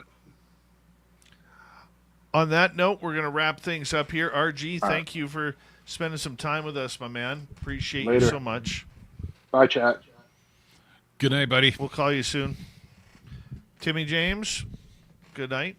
And all of you, tomorrow night on the show, Katie Page is going to be here for Who is Snippy? The horse. We're going to find out who Snippy is tomorrow. All right. Could be a horse. Could be something paranormal, supernatural. Katie Page tomorrow night, everybody. Thank you tonight to Von Patrick, Kitty Caddywhack, Deborah Rooney, T-Bone, and Walter for the great super chats. Much love to you all. We will see you all in just a little bit of time from now, like 21 hours. See you soon, everybody.